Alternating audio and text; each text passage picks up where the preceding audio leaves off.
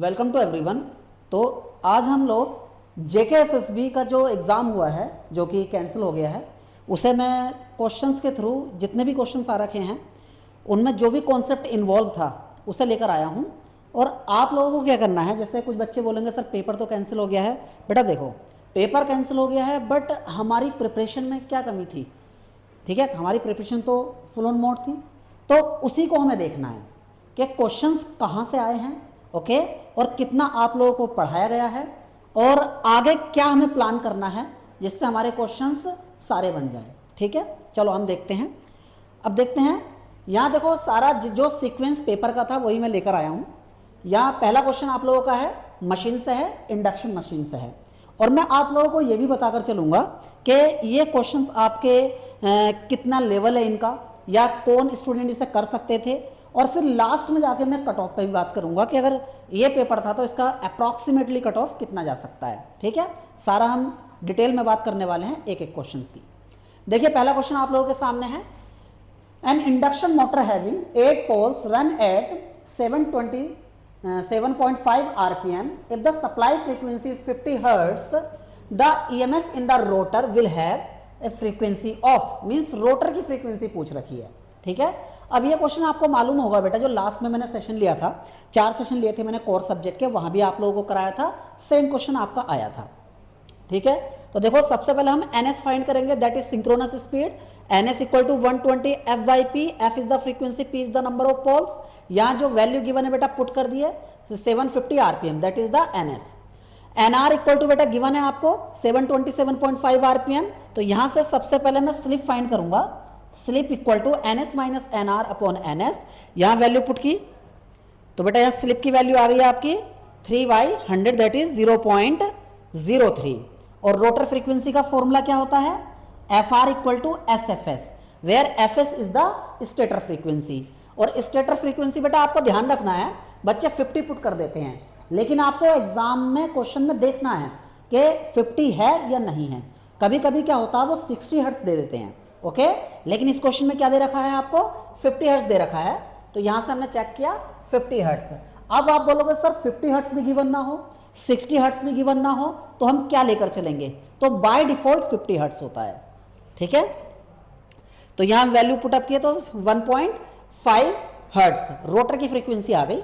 बेटा देखो रोटर की फ्रीक्वेंसी इतनी कम होती है ना, इसी कारण हम रोटर के iron loss, that is eddy current loss and hysteresis loss को इग्नोर कर देते हैं, क्योंकि बेटा ये दोनों लॉसेस फ्रीक्वेंसी पर डिपेंड करते हैं और फ्रीक्वेंसी बहुत कम है रोटर की। इसीलिए जब हम पावर फ्लो डायग्राम बनाते हैं इंडक्शन मशीन का, वहां रोटर के आयरन लॉस को कंसीडर नहीं करते हैं, ठीक है, जनरली। आगे बढ़ते हैं। सेकंड क्वेश्चन, ये भी बेटा देखो आप लोगों की क्लास में कराया हुआ क्वेश्चन है। Crawling in an induction motor is due to space harmonics, slip ring motor, time harmonics in supply, insufficient starting torque. तो ऑप्शन ए, ठीक है, space harmonic produce by the winding currents, okay, ये मैंने आप लोगों को बताया था। यहां से आपका क्वेश्चन ऑप्शन नंबर ए हो जाएगा, ठीक है, स्पेस हार्मोनिक। यहां एक्सप्लेनेशन दे रखी है जो आपके पास है, ओके। नेक्स्ट आगे बढ़ते हैं। Third question, consider the following types of single phase motors. Number 1 capacitor start and run induction motor, permanent split capacitor motor, shaded pole motor. बेटा देखो क्या होता है, single phase induction motor can't be self start, ठीक है, वो self start नहीं होती है और उसका जो स्टार्टिंग टॉर्क होता है 0 होता है, क्योंकि फॉरवर्ड और बैकवर्ड डायरेक्शन में इक्वल एंड ऑपोजिट टॉर्क लगता है at the time of starting, ठीक है। अब बेटा क्या होता है वहां पे उसे स्टार्ट करने के लिए एक ऑक्सिलरी वाइंडिंग यूज करते हैं, ठीक है।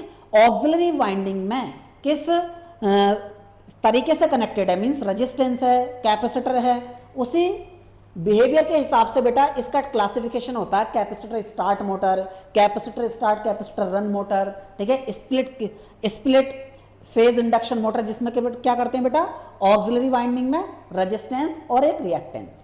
देखो अब यहां बोला कि टॉर्क किसका ज्यादा होगा, क्या पूछा गया है, लो स्पीड अनवांटेड रेडिएशन। अच्छा तो पहला ऑप्शन है, ठीक है। क्वेश्चन क्या है, क्वेश्चन पढ़ लेता हूं मैं एक बार, ठीक है। टॉर्क, आई थिंक टॉर्क का डिक्रीजिंग ऑर्डर है, एक minute, 1 minute.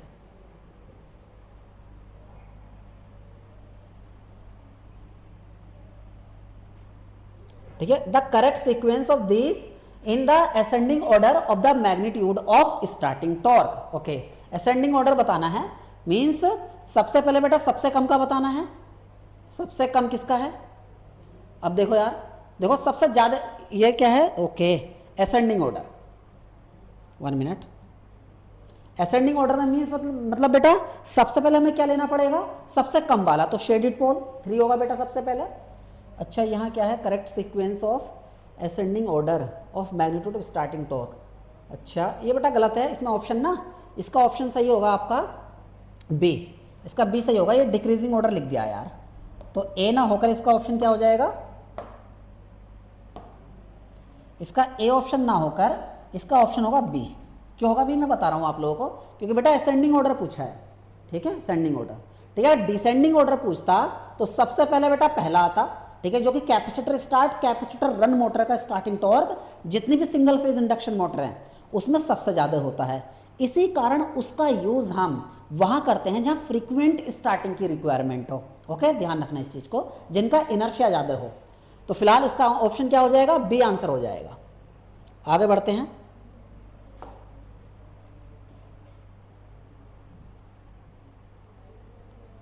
Okay, next. In a transformer zero voltage regulation at full load.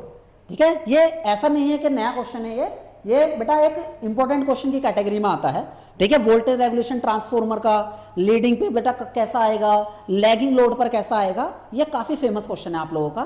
तो देखो, वोल्टेज रेगुलेशन का फॉर्मूला क्या होता है, मैं बेटा अप्रॉक्सीमेट वोल्टेज रेगुलेशन का फॉर्मूला पुट कर रहा हूं। ठीक है, जो जनरली ट्रांसफॉर्मर के जो आपके जेईई एग्जाम में क्वेश्चंस बनते हैं उसी फॉर्मूले से बन जाते हैं। ठीक है, तो क्या आता है बेटा approximate voltage regulation? Voltage regulation equal to X, that is loading, R per unit cos phi two means load का power factor, okay, plus minus X per unit sine phi two means मतलब load power factor angle, और into में 100 बेटा। अगर percentage में बताना ना मैं, तो ये परसेंटेज वोल्टेज रेगुलेशन आ जाता है। तो जैसे ही हमसे डेराइव करते हैं तो बेटा ये आपका जीरो वोल्टेज रेगुलेशन या negative voltage regulation leading power factor load पे आता है, तो आपका ऑप्शन हो जाएगा बी। ओके, और बेटा इसमें एक क्वेश्चन ये भी आ रखा था, आपसे वोल्टेज रेगुलेशन पूछा भी गया था, वैल्यू दे दी थी बेटा R per unit cos phi और एक्स पर यूनिट और कोस फाई लोड का पावर फैक्टर। ठीक है, उस हिसाब से आप वोल्टेज रेगुलेशन भी फाइंड कर सकते हो। आगे मैंने ये फॉर्मूला इसलिए लिखा है, आगे एक न्यूमेरिकल भी है जो यहां से मैं आपको समझाने वाला हूं। ठीक है, चलो आगे बढ़ते हैं। आगे देखो यार, 5th question, consider the following test. Okay, Swinburne test, short circuit test, retardation test and open circuit test. इसमें बताना आप लोगों को कि कौन सा ऐसा टेस्ट है जो वोल्टेज रेगुलेशन डिटरमाइन करता है। तो बेटा आपका open circuit test and short circuit test. तो open circuit test and short circuit test, that is second and third, second third, तो डी आंसर हो जाएगा इसका। ठीक है, इसका आंसर हो जाएगा डी। चलो आगे बढ़ते हैं। और बाकी ओपन सर्किट टेस्ट में क्या क्या फाइंड करते हैं, ठीक है, क्या क्या कंडीशन होती हैं, शॉर्ट सर्किट टेस्ट क्या फाइंड करने के लिए यूज किया जाता है, उसके लिए क्या कंडीशन होती है, यहां से भी क्वेश्चंस आप लोगों के एग्जाम में बनते हैं। ठीक, consider the following materials for line conductors, hard drawn conductor, cadmium copper, galvanised steel, aluminium. अब बोला गया बेटा the correct sequence of the descending order of their electrical conductivity, means descending order बताना तो बेटा सबसे ज्यादा कंडक्टिविटी जिसकी होगी वो पहले आएगा। तो सबसे ज्यादा कंडक्टिविटी होती है बेटा आपके हार्ड ड्रॉन कॉपर का। ठीक है, hard drawn copper, then cadmium copper, उसके बाद बेटा आपका आएगा एल्यूमिनियम, देन गैल्वेनाइज्ड स्टील। तो इसका आंसर ए हो जाएगा, करेक्ट आंसर है। ठीक है, ये थोड़ा सा यार आपके मटेरियल साइंस के बेसिक पे डिपेंड करता है। तो यहां आपको ये मैं बोलूंगा कि हाँ, थोड़ा सा अगर आप लोगों ने ध्यान दिया तो उस हिसाब से आप कर सकते हो। अब वैसे भी यार 1-2 क्वेश्चन तो एग्जाम में आ ही जाते हैं ऐसे जो आपको लगता है कि हाँ, एक मिनट,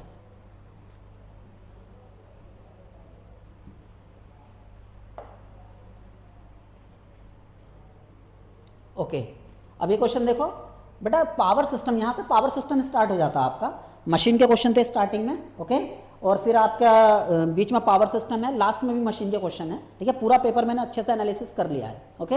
अब देखो यहाँ से यार अगर मैं पावर सिस्टम की बात करूँ ना, तो जनरेशन से काफ़ी क्वेश्चन आ रखे हैं। जहाँ तक अगर मैं बात करूँ तो लगभग 5 से 6 क्वेश्चन आपके जनरेशन से आ रखे हैं, आई थिंक 5 क्वेश्चन, ओके, आपके जनरेशन पार्ट से आ रखे हैं। पावर सिस्टम इकोनॉमी से कम 3 क्वेश्चन है, ठीक है, और 2 क्वेश्चन बेटा आपके प्लांट वगैरह से, तो टोटल 5 क्वेश्चन आपके, 5 से 6 क्वेश्चन आपके जनरेशन से हैं। ये भी बताकर चल रहा हूँ मैं कितने इंपॉर्टेंट है। और बेटा एक बात और याद रखना, जब मैंने आपको पढ़ाया था पावर सिस्टम, तब भी मैंने ये बात आपको बोली थी कि सबसे ज़्यादा क्वेश्चन जो आपको देखने मिलते हैं किसी भी जेईई एग्जाम में, वो जनरेशन से होते हैं, ठीक है। पूरे अगर 20 क्वेश्चन है आपके एग्जाम में पावर सिस्टम से फॉर एग्जाम्पल, तो 5 क्वेश्चन आपके जनरेशन से ही हैं यार, ठीक है। चलो, वेयर इज द, ये बेटा ड्रिफ्ट ट्यूब नहीं है, ये ड्राफ्ट ट्यूब होती है, ओके, ये ड्रिफ्ट ट्यूब नहीं है, ये ड्राफ्ट ट्यूब है। ये बेटा हमारी टाइपिंग एरर नहीं है, एग्जाम में ही ऐसा लिखा था, तो ऐसे ही कॉपी किया गया है, और आपको मैं बता रहा हूँ ड्राफ्ट ट्यूब होती है। और याद करो जब मैंने बताया था कि ड्राफ्ट ट्यूब कहाँ कनेक्ट करते हैं, जो बेटा रनर होता है दैट इज टरबाइन, उसके आगे हाई प्रेशर से बेटा आपका वाटर फ्लो होता है हाइड्रो इलेक्ट्रिक पावर प्लांट में, because draft tube is the part of hydro electric power plant. तो बेटा जैसे ही आपने कंटिन्यूटी इक्वेशन फ्लूइड के अंदर पढ़ी है, आप बोलोगे सर हाँ, लेकिन भूल गए हम तो 11th में पढ़ा था। लेकिन बेटा मैंने आपको बताया था कि AV इक्वल टू कॉन्स्टेंट, जो बच्चे पढ़े हैं वो इससे रिलेट कर रहे होंगे। मैंने बताया था क्लास के अंदर कि अगर बेटा एरिया अगर ज्यादा होगा तो A into V, A is the area, V is the velocity. Area अगर ज्यादा होगा तो वेलोसिटी क्या होगी, कम होगी। तो ड्राफ्ट ट्यूब क्या काम करती है, एरिया को बढ़ा देती है, जिससे जो हाई प्रेशर वाटर होता है उसका प्रेशर कम हो जाता है बेटा, वेलोसिटी कम हो जाती है, ठीक है, ध्यान रखना इस चीज को। तो यही पूछा गया कि कहाँ कनेक्ट करते हैं, काम क्या है ये नहीं पूछा है आपसे, काम पूछता तो बेटा वो भी मैंने आपको बता रखा है, ठीक है। तो क्या है देखो, इन द बिटवीन, अच्छा ये तो होगा नहीं, in between the runner exhaust and the tail race, तो इसका सी आंसर सही होगा, ठीक है। और टेल रेस क्या होता है बेटा, ये भी मैंने आप लोगों को अच्छे से एक्सप्लेन कर रखा है। अब देखो यार इससे सिंपल क्वेश्चन क्या ही मिलेगा, ठीक, ये आप लोगों का क्वेश्चन है, ठीक है। द टर्म सर्ज टैंक, और जो बच्चे मेरे लास्ट के 4 डेज का जो सेशन था वो भी अगर करेंगे तो आप अभी भी ओपन करके देख सकते हो, उसमें भी ये क्वेश्चन मैंने कराया हुआ है, बिल्कुल सेम क्वेश्चन था। The term surge tank is associated with type of power plant, okay, किस पावर प्लांट में बेटा होता है ये, हाई हेड, लो हेड और मीडियम हेड, तो हाई हेड के अंदर बी, ओके। और सर्ज टैंक का काम क्या होता है, जो बेटा वाटर हैमरिंग इफेक्ट होता है उसे कम करता है, ठीक है, ध्यान रखना, ठीक है। और वाटर हैमरिंग इफेक्ट होता कहां है, पेनस्टॉक के अंदर। कम कौन करता है या रिड्यूस कौन करता है, सर्ज टैंक, ओके। अगर लोड सडन चेंज होता है तो उसकी वजह से वाटर एक हैमर की तरह इंपैक्ट डालता है, जिसे वाटर हैमरिंग इफेक्ट कहते हैं, उसे दूर करने के लिए सर्ज टैंक लगाते हैं, ठीक है। अब बेटा ये जो क्वेश्चन है 9th क्वेश्चन मैंने रेड क्यों किया है, उसका भी कारण है यार, क्योंकि ये क्वेश्चन आपके EMFT से पूछा गया है यार। अगर आप लोग बोलोगे सर क्या इसे मैं सिंपल क्वेश्चन की कैटेगरी में डाल सकता हूं, बिल्कुल नहीं यार। अभी तक जितने भी क्वेश्चन हमने डिस्कस किए हैं ये एक अच्छा लेवल का क्वेश्चन था। अच्छा लेवल इसलिए बोलूंगा क्योंकि एक जेई वाला स्टूडेंट EMFT उस लेवल से नहीं पढ़ता यार, ठीक है। बट तब भी बेटा इन्होंने जो EMFT के अंदर हम कैरेक्टरिस्टिक इंपीडेंस ये सब चीजें पढ़ते हैं, जो कि ट्रांसमिशन लाइन या वेव गाइड वगैरह के अंदर आता है, तो वहां से ये क्वेश्चन है यार, ठीक है। तो इसका आंसर क्या हो जाएगा बेटा, डी, वेरिएबल कैपेसिटेंस, ठीक है, वेरिएबल कैपेसिटेंस।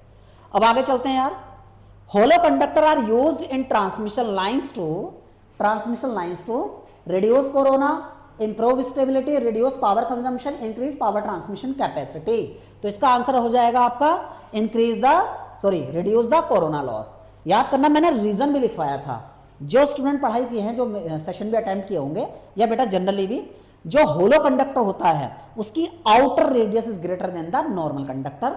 तो बेटा यहां से क्या आया था, मैंने आपको एक फाइनाइट लाइन चार्ज की वजह से इलेक्ट्रिक फील्ड बताया था, lambda upon infinite line charge की वजह से इलेक्ट्रिक फील्ड का फॉर्मूला बताया था, lambda upon 2 pi epsilon R. जब आर इंक्रीज हो जाएगा तो बेटा इलेक्ट्रिक फील्ड क्या हो जाएगा, कम। अब कंडक्टर का इलेक्ट्रिक फील्ड ही अगर कम हो गया है तो बेटा उसके आसपास की एयर आयनाइज नहीं होगी, दैट इज कोरोना नहीं होगा। तो कोरोना का रिड्यूस किया जाता है by using the hollow conductor. और मैंने ये भी बताया था कि पावर सिस्टम में जनरली से यूज कहां करते हैं, ठीक है, ठीक है, बस बार कंस्ट्रक्शन में यूज करते हैं बेटा, क्योंकि वहां मल्टीपल बसेस कनेक्ट होती हैं, वहां कोरोना के ज्यादा चांसेस रहते हैं, ठीक है। आगे चलते हैं।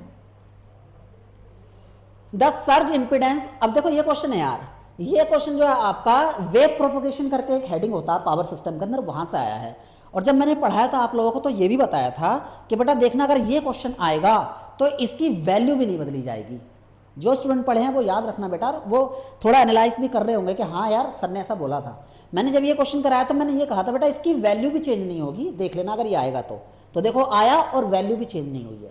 ठीक है, सर्ज इंपिडेंस लोडिंग वो पूछा गया आपसे, और बेटा वोल्टेज है आपका 400 kV and 400 on transmission line की इंपिडेंस है। ओके, सर्ज इंपिडेंस लोडिंग का फॉर्मूला बेटा मैंने आपको याद करो, SIL मैंने ये फॉर्मूला भी लिखवाया था आपको कि आप याद ऐसे करोगे बेटा V। ठीक है, मैंने देखो किस तरीके से याद कराया था आपको, वो मैं आपको बताता हूँ पहले, फिर मैं जनरल बताऊंगा। मैंने आपको इस तरीके से बताया था KVL का square upon ZC, means voltage KV में रखना है, और जो ये पूरा आंसर आएगा वो मेगावाट में आएगा। लेकिन अब मैं इसका यहाँ मैंने जो आपको सॉल्यूशन दिया है तो मैंने ये आपको याद करने के लिए बोल दिया था कि किस तरीके से आपको याद करना है जिससे आप रिलेट कर पाओ। तो बेटा V लाइन टू लाइन, ये जो है ना लाइन टू लाइन वोल्टेज का स्क्वायर है, अपॉन ZC, तो लाइन टू लाइन वोल्टेज कितना 400 kV अपॉन 400, तो 400 kV का स्क्वायर करोगे तो बेटा 400 into 400 into 10⁶, because 1 kV equal to 10�3, और 1 kV का स्क्वायर 1 मेगावाट। तो बेटा यहाँ से सोल्व करके क्या आ जाएगा 400 मेगावाट। ठीक है, तो ये आंसर आपका हो गया 400 megawatt, that is C answer. ठीक है, आगे चलते हैं। देखो ये क्वेश्चन बेटा क्लास में करा रखा है मैंने, ठीक है, ये भी करा रखा है। एक cable has an inductance, okay बेटा इंडक्टेंस गिवन है, कैपेसिटेंस गिवन है, और characteristics impedance of the cable पूछी है। कैरेक्टरिस्टिक इंपेडेंस क्या होती है बेटा, under root R plus J omega L upon G omega C, जो कि मैंने यहाँ फॉर्मूला भी लिख रखा है। बट ये बेटा यहाँ R और G की तो बात की नहीं गई है, R और G की बात नहीं की गई है, तो इसका मतलब लॉसलेस सिस्टम है। जब नहीं दी गई तो लॉसलेस मानोगे, तो R equal to G equal to 0 होता है लॉसलेस के लिए, यहां पुट कर दो तो अंडर रूट L/C बन जाएगा। लेकिन एक मिनट, ये फॉर्मूला शायद थोड़ा गलत टाइप कर दिया है। ये फॉर्मूला जो होता है ना बेटा, मैं लिख देता हूं इसे सही से, क्योंकि मैं बताता हूं गलती भी क्या की होगी। क्योंकि ये जो फॉर्मूला होता है ना under root Z upon Y होता है, लेकिन जो टाइपिस्ट है उन्होंने Y को 4 समझ लिया होगा, इसलिए ऐसा लिख दिया गया है। ठीक है, और कोई मिस्टेक नहीं है बाकी ये। और बेटा यहाँ पुट किया हमने, फिर सोल्व किया, ये आंसर आ जाता है आपका सोल्व करके 33, जो कि ऑप्शन में गिवन है। ठीक है, कौन सा ऑप्शन हो जाएगा फिर इसका, यह बी आंसर 33। यस, आगे चलते हैं। 13 question, what is the फेरेंटी effect on long overhead line experienced. मतलब फेरेंटी इफेक्ट क्या है बेटा, ये तो बहुत बार बताया गया है। When line is lightly loaded, पूरा डेरिवेशन भी आपको बताया गया है, और कितना आपको रिएक्टर लगाना पड़ेगा, कितनी वैल्यू का, जिससे फेरेंटी इफेक्ट रिमूव हो जाए, ये भी आपको करा रखा है। ठीक है, कैसा भी क्वेश्चन आ जाता उधर से, फेरेंटी इफेक्ट सर इंपॉर्टेंट भी था, मैंने बताया भी था आप लोगों को। तो इसका आंसर हो जाएगा बेटा D, line is lightly loaded. ठीक है, अब देखो ये क्वेश्चन, ये भी बेटा क्लास के अंदर मैंने कराया इसे। जैसे कुछ बच्चे बोल भी रहे थे कि सर वेव प्रोपोगेशन तो हमारे सिलेबस में नहीं है, और मैंने आपको ये भी बोला था बेटा सिलेबस में हो या ना हो, लेकिन मैं कराऊंगा, क्योंकि मैंने आपके पेपर को प्रीवियस ईयर के एनालिसिस कर रखा है बहुत ही बेहतरीन तरीके से, और मैंने उसे एनालिसिस करके ये पाया है कि कुछ टॉपिक ऐसे पूछे गए हैं जो आपके सिलेबस में मेंशन नहीं है। और देखो बेटा रिजल्ट आपके सामने है, जो बात मैंने बोली थी वहां पर वो आपने, यहाँ पेपर आपके सामने है, आप खुद देख सकते हो। देखो वहां से क्वेश्चंस आए हैं, और कैसे कैसे आए हैं यही मैं आपको बताना चाहता हूँ। ये क्वेश्चन देखो क्लास के अंदर मैंने करा रखा है। ये क्या बोला बेटा, टाइम पूछा है और आपको डिस्टेंस दे दी गई है। जब मैंने बताया था आपको, और आपको मैंने 2 मिनट का टाइम भी दिया था और बोला था सोल्व करो, तो आपने ये बोला था sir time equal to distance upon speed होता है, लेकिन स्पीड तो गिवन नहीं है। लेकिन मैंने आपको बोला था ओवरहेड लाइन, दैट इज जो आप बेटा वेव प्रोपगेशन पढ़ते हो तो बेटा वो स्पीड ऑफ लाइट लेते हो, वहां पर जो स्पीड की बात आती है। ठीक है, ओवरहेड के अंदर, अंडरग्राउंड के अंदर नहीं। तो ओवरहेड के अंदर स्पीड बेटा 3 × 10⁸। जब इसे सोल्व करूंगा तो सोल्व करके कितना आ जाएगा बेटा 2 मिली सेकेंड। 2 × 10⁻³ सेकेंड आता है, जिसे मैं 10⁻³ को क्या लिख दूंगा बेटा मिली, तो 2 मिली सेकेंड आंसर आ जाएगा। ऑप्शन में गिवन है बी आंसर। यस बेटा, आगे चलते हैं। 15 question, which type of insulators are used when conductors are terminated और direction of the transmission line changes. यार इससे सिंपल क्वेश्चन और क्या मिलेगा बताओ, सिंपल कैटेगरी का क्वेश्चन है, तो इसका आंसर आ जाएगा बेटा स्ट्रेन टाइप। एक्सप्लेनेशन नीचे गिवन है, जो बिल्कुल ही थ्योरेटिकल क्वेश्चन है और जिसमें मैंने काफ़ी बार आपको बता रखी, उन्हें थोड़ा सा मैं जल्दी लेकर चलूंगा। हाँ, अगर कोई क्वेश्चन ऐसा हो जिससे आपको डिटेल्ड एक्सप्लेनेशन चाहिए तो बेटा आप लोग मुझसे कनेक्टेड हो ही, पूरा अपना उसे बिल्कुल निचोड़ कर रख देंगे एक कॉन्सेप्ट को यार।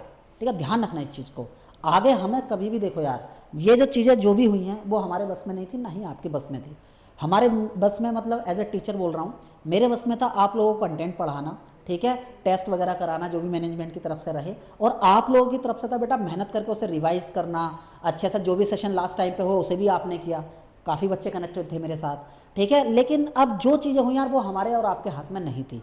लेकिन बेटा आगे हिम्मत नहीं हारनी है, आगे और जोश के साथ और एक्स्ट्रा क्वेश्चन जो भी बन सकते हैं सब मेरे माइंड में है यार, क्या आप लोगों को क्या क्या चीज़ें लेकर चलनी है और क्या क्या कराना है, ठीक है। चाहे क्वेश्चन कैसा भी आ जाए, ठीक है, आप लोग कनेक्टेड रहो, हम करके रहेंगे यार, ठीक है। जेके एसएसबी में सिलेक्शन लेना है तो लेना है, ओके।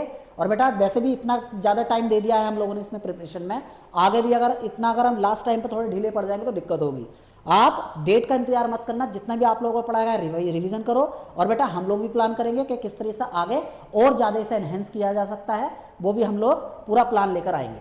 अब बेटा देखो, load frequency control is achieved by properly matching the individual machines, तो बेटा इसका आंसर हो जाएगा टरबाइन इनपुट, ये एक्सप्लेनेशन यहाँ गिवन है।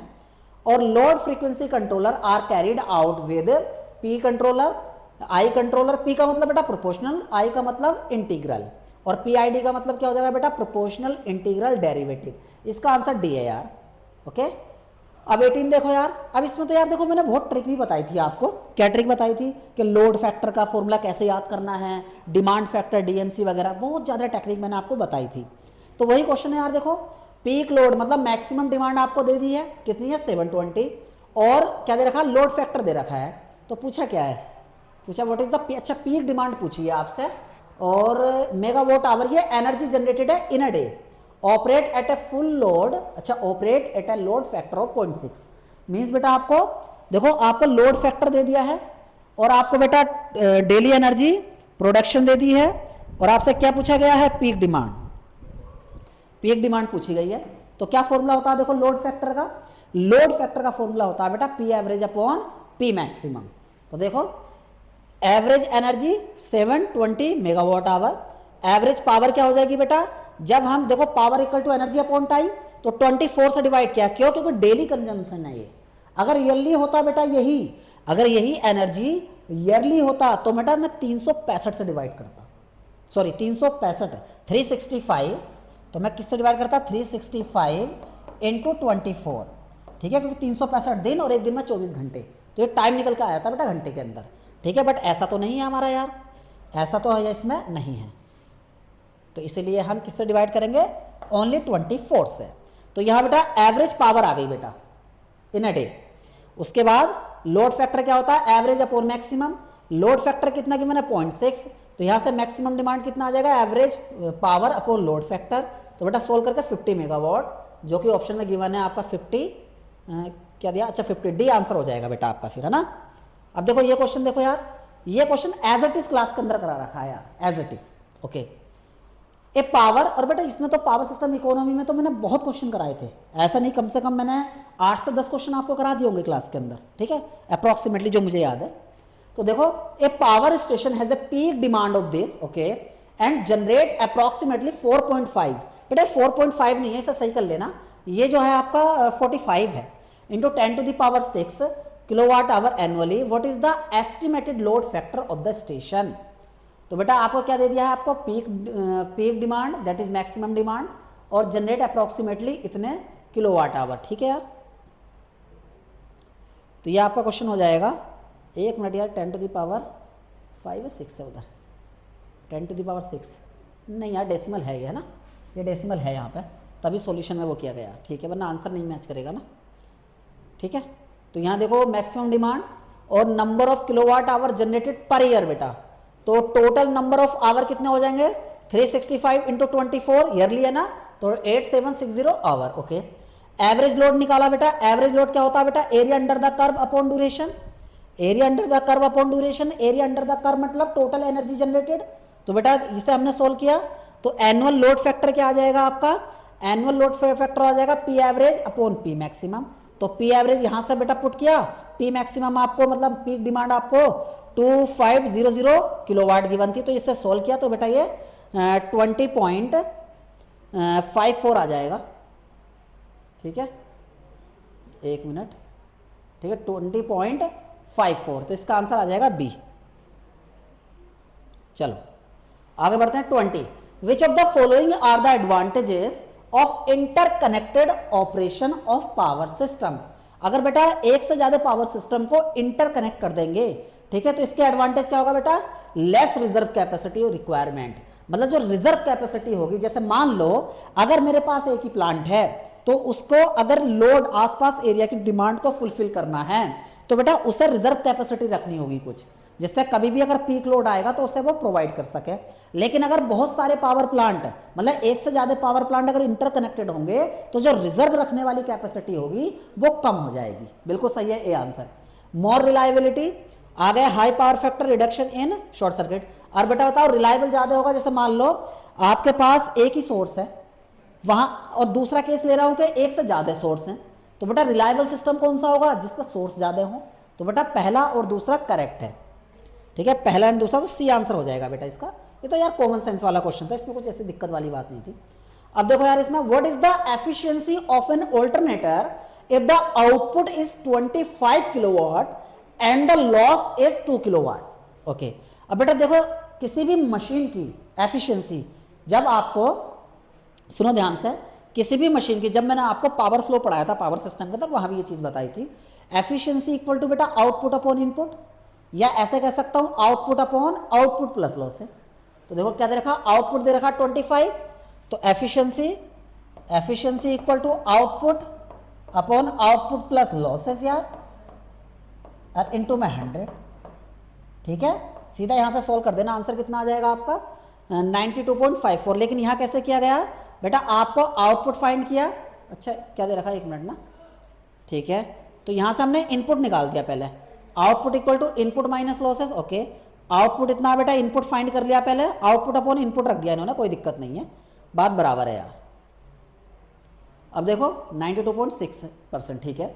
अब आगे देखो यार, अब देखो इस जैसे क्वेश्चन मैंने काफी क्लास में कराए थे, लास्ट सेशन में कराए थे, जो बच्चे आप लोगों में से सेशन देख भी रहे थे उसमें बोल रहे थे सर सिमिलर टाइप के क्वेश्चंस, और याद करो मैंने वही बोला था कि बेटा यहां से क्वेश्चन आएगा, इसलिए मैं ध्यान दे रहा हूं, क्योंकि आपके सिलेबस में मेंशन नहीं है लेकिन क्वेश्चन जरूर आएंगे यहां से, बोला था मैंने बेटा।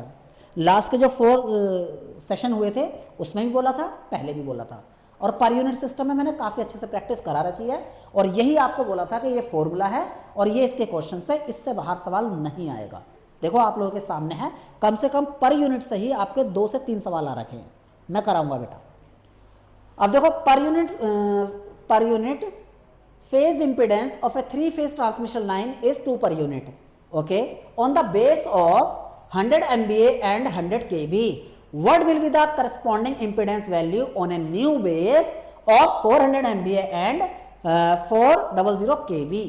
तो बेटा मैंने आपको ये फॉर्मूला लिखवाया था, क्या फॉर्मूला था बोलो, Z per unit new find करने का। तो आपका फॉर्मूला क्या था बेटा, Z per unit new equal to Z per unit old, Z per unit old into MVA new upon MVA old, याद करो जरा। फिर बेटा मैंने KV ओल्ड, ये ओल्ड लिखा, अपॉन KV न्यू, और इसका स्क्वायर बेटा, ठीक है। तो यहां से बेटा ये सारी वैल्यू पुटअप कर दी तो 0.5 आंसर आ जाएगा, ए आंसर। अब ये क्वेश्चन देखो यार, if a line to ground fault that is LG fault, क्या है बेटा, LG फॉल्ट, LG फॉल्ट है आपका, LG फॉल्ट, ठीक है। अब LG फॉल्ट के अंदर क्या दे रखा आपको, results in A fault current, अच्छा फॉल्ट करंट गिवन है यहाँ पे, फॉल्ट करंट, और फॉल्ट करंट क्या होती है बेटा, IA0, ठीक है, अच्छा फॉल्ट करंट होती है 3IA0। LG फॉल्ट की अगर बात करूं, देखो बेटा LG फॉल्ट के अंदर ना सारी सीक्वेंस की करंट सेम होती हैं, और सारे सीक्वेंस नेटवर्क मतलब पॉजिटिव नेगेटिव और जीरो सीक्वेंस नेटवर्क सीरीज में कनेक्टेड होते हैं, सब आपको समझा रखा है पूरा अच्छे से, और बाद में कराकर आपको थ्योरी भी लिखाई थी, मतलब समराइज वे में। कुछ बच्चे बोल रहे थे सर ये थोड़ा सा ज़रा अलग हो रहा है सर टॉपिक, इसमें से क्वेश्चन कैसे आएगा, तो मैंने आपको समराइज करके भी लिखाया था कि देखो ये 3 तरह के fault, line to ground, line to line और line to ground fault, double LG fault, इसके बाद मैंने समरी लिखवाई थी कि बेटा इसका जो आपको रिएक्टेंस डायग्राम है वो पता होना चाहिए, मतलब सीक्वेंस नेटवर्क जो बनते हैं। ओके, उसके बाद बेटा करंट कौन सी एब्सेंट होती है, कौन सी होती है, ये पता होना चाहिए। उसके बाद सारे क्वेश्चन बना लोगे, symmetrical, unsymmetrical, open circuit, short circuit, सारे फॉल्ट, क्लासिफिकेशन, कौन सा फॉल्ट ज़्यादा फ्रिक्वेंटली आता है, ये सब बता रखा है। अब बेटा यहाँ से आई नॉट पूछ लिया आपसे, तो आई नॉट क्या हो जाएगा, मतलब zero sequence current, zero sequence ही पूछा ना, what will be the corresponding zero sequence current. तो I a naught equal to बेटा फॉल्ट करंट डिवाइडेड बाई 3, तो 100 divided by 3 that is 33.33 ampere. ठीक है, इतना आंसर आ जाएगा, तो ऑप्शन बी। आगे बढ़ते हैं यहाँ 24, an element in A power system has positive, negative and zero sequence impedance this. बेटा याद करो, ट्रांसमिशन लाइन के अंदर जो आपकी पॉजिटिव सीक्वेंस इंपिडेंस होती है वो ZS माइनस ZM होती है। ओके, और यही क्या होती है बेटा आपकी Z2 मतलब पॉजिटिव नेगेटिव, और जो जीरो सीक्वेंस होती है बेटा ZS प्लस 2ZM। ठीक है, ये होती है। तो पॉजिटिव नेगेटिव बराबर होती हैं, जीरो सीक्वेंस बेटा अप्रॉक्सीमेटली 3 टाइम्स होती है। ठीक है, अप्रॉक्सीमेटली 3 टाइम्स होती है, ये भी मैंने आपको लिखवा रखा है कि अगर बेटा आपको जीरो सीक्वेंस ना दे तो आप अप्रॉक्सीमेटली 3 टाइम्स ले लेना पॉजिटिव सीक्वेंस की। ओके, सब करा रखा था ये, तो इसका क्या हो जाएगा बेटा ट्रांसमिशन लाइन। आगे चलते हैं, in which of the following 3 phase transformer connection configuration will with zero sequence current not flow through the, बेटा ए आंसर हो जाएगा इसका। पूरा अच्छे से मैंने आपको याद होगा कि एक जीरो सीक्वेंस डायग्राम ड्रॉ करना ऑफ ट्रांसफॉर्मर बड़ा डिटेल में बताया था, और शंट वाइंडिंग, शंट स्विच कब ऑपरेट होगा और सीरीज स्विच कब ऑपरेट होगा, अगर कोई इंपीडेंस के साथ ग्राउंडिंग है तो क्या होगा, सारा डिटेल में बता रखा है बेटा। ठीक है, तो इसका आंसर क्या हो जाएगा आपका ए। आगे देखो बेटा ये क्या है, अच्छा इसमें बोल रखा है फेनोमेना और डोमिनेंट फीचर्स, इनका बेटा मैचिंग करनी है। देखो voltage stability, transient stability, oscillatory stability and steady state dynamics. तो देखो यहाँ से, तो देखो बेटा ट्रांजिएंट स्टेबिलिटी। अब देखो ये क्वेश्चन आप कह सकते हो कि ये क्वेश्चन एक ऐसा है, अगर एक क्वेश्चन आप अगर नहीं भी बना पाए ना कोई फर्क नहीं पड़ता यार, अभी तक सारे क्वेश्चन आपके नोट्स आए हैं, लेकिन अब पर्टिकुलरली इस क्वेश्चन की अगर बात करूं तो बेटा ये है पावर सिस्टम स्टेबिलिटी, और पावर सिस्टम स्टेबिलिटी और लोड फ्लो एनालिसिस आपके सिलेबस का पार्ट ही नहीं है। ठीक है, पावर सिस्टम में, ठीक है, दूर तक उस जैसा ना तो कभी पहले क्वेश्चन पूछा गया था और ना ही बेटा सिलेबस के अंदर था, इसलिए ये क्वेश्चन आप, मुझे मालूम है कि शायद आप ना बना पाए हो, लेकिन फिर भी अगर कुछ बच्चे अगर कॉमन सेंस से करते हैं वोल्टेज स्टेबिलिटी, ओके, उसके बाद ट्रांजिएंट स्टेबिलिटी बेटा आपका एंगल स्टेबिलिटी से कनेक्ट होगा, तो यहां से देख लो एक्स जुड़ेगा आपका 3 से, तो x 3 से, तो बेटा एक ही ऑप्शन से देखो एलिमिनेट हो जाता है, डी आंसर आ जाता। ठीक है, बाकी steady state stability, power system stabilizer, ठीक है, इस तरीके से, और डैम्पिंग पावर बेटा बाकी तो आप कर ही सकते थे। अब देखो यार ये क्वेश्चन देखो 27, अब देखो यहां से अगर मैं आपको बताऊं ये क्वेश्चन, ठीक है, आप लोगों को पता है यार, ये मैंने 3-4 बार कराया था और ये भी बताया था कि कहां गलती करते हैं हम। गलती हम क्या करते हैं, आप ये गलती करते हो कि मेकिंग करंट पूछी है या ब्रेकिंग करंट पूछी है, तो बेटा वही गलती आपको बस ध्यान देनी थी, क्योंकि दोनों ही ऑप्शन में गिवन है।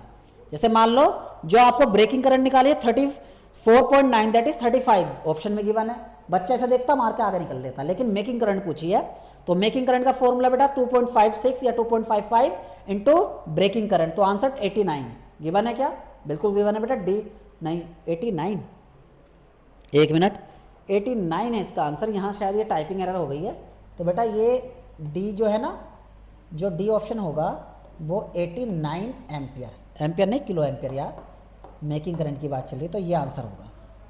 ठीक है, डी आंसर। ओके, आगे बढ़ते हैं यार हम लोग। देखो यार ये क्वेश्चन देखो यार, मोर रिले, देखो बेटा आपको बताया गया था reactance relay short transmission line के लिए, ओके, और मीडियम ट्रांसमिशन लाइन के लिए इंपीडेंस रिले, और लॉन्ग लाइन के लिए मोर रिले।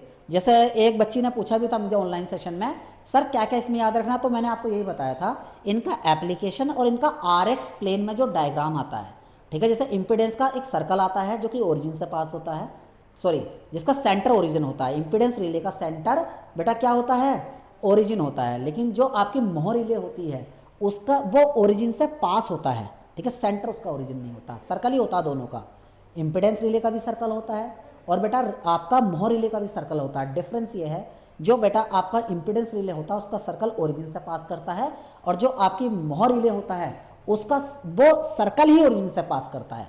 ठीक है, बनाकर दिखा देता हूँ। ये बेटा इंपिडेंस रिले, ओके, और ये इस तरीके से जो बनता है ये आता है आपका मोह रिले। ठीक है, चलो, तो ये पूछा बेटा किस लाइन के प्रोटेक्शन के लिए, तो मीडियम मोह रिले है ना, तो लॉन्ग ट्रांसमिशन लाइन, तो B answer. Impulse ratio of insulator and lightning arrester should be, तो बेटा इसका आएगा high and low respectively, A answer. ठीक है, और क्यों दल रखा बेटा, यही आपके लिए एक्सप्लेनेशन भी दे रखी है।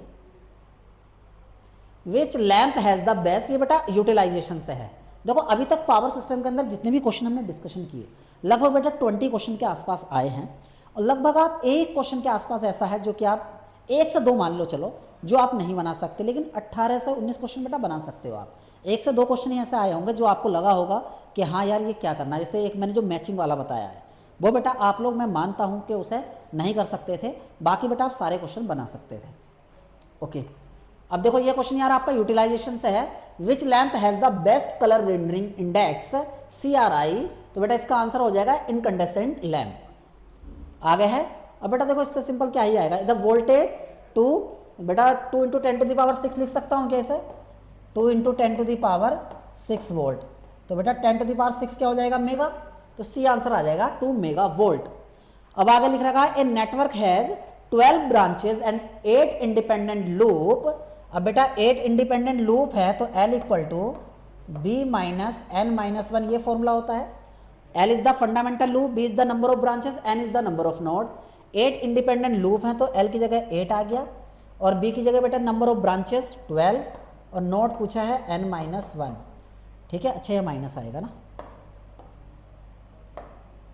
ये आएगा कितना है बेटा नंबर ऑफ ब्रांचेस 12 ना, माइनस, तो बेटा यहाँ से अगर मैं N - 1 फाइंड करता हूँ, N - 1 = बेटा 4 आ जाएगा, तो N = कितना आ जाएगा 5, तो नंबर ऑफ ब्रांचेस कितना 5 आ जाएगा, तो बी आंसर आ जाएगा इसका। और नंबर ऑफ KVL इक्वेशन का फॉर्मूला यही होता है बेटा, और नंबर ऑफ बेटा आपके जो होते हैं फंडामेंटल लूप बोल देता तब भी। ये आपका एक्सप्लेनेशन दे रखी है फॉर्मूला वगैरह, वो चलो छोड़ो। रेसिप्रोकल ऑफ रेजिस्टेंस शायद इसे बताने की जरूरत ना पड़े यार। Conductance, what is the basic unit of luminous intensity, बेटा 7 फंडामेंटल क्वांटिटी होती हैं, जैसे बेटा आपका टाइम, ओके, फिर बेटा आपका मास, फिर बेटा आपका डिस्टेंस, फिर आपका करंट, फिर आपका टेम्परेचर, फिर होता है बेटा अमाउंट ऑफ सब्सटेंस। ठीक है, एक होता है बेटा लुमिनस इंटेंसिटी। तो ऐसे ही बेटा लुमिनस इंटेंसिटी जो है फंडामेंटल क्वांटिटी है जिसकी यूनिट कैंडेला होती है। अगर मान लो इलेक्ट्रिकल वाला बच्चा भी ना हो और जिसने जनरल साइंस पढ़ा है 10th लेवल तक का, वो भी इसे बता सकता है। किरचॉफ्स करंट लॉ, चलो यार देखो कितने सिंपल क्वेश्चन पूछ रखे हैं यार। सम ऑफ पावर नहीं बेटा, सम ऑफ द एल्जेब्रिक सम, अभी से बताने की जरूरत नहीं है, डी आंसर आ जाएगा। अब देखो the divergence of constant vector field, इसे समझाऊंगा मैं। देखो क्या होता है बेटा, देखो एक वेक्टर लेता हूं मैंने एक वेक्टर लिया A उसका बेटा कुछ x कंपोनेंट होगा, ठीक है, AX कैप, प्लस उसका कोई y कंपोनेंट होगा AY, ठीक है, उसका कुछ z कंपोनेंट होगा यार AZ, इस तरीके से AX कैप, AY और AZ जो है स्मॉल लेटर में जो बनाए हैं वो बेटा आपके क्या है, unit vector along the x y z direction respectively. अगर आपको डाइवर्जेंस बताना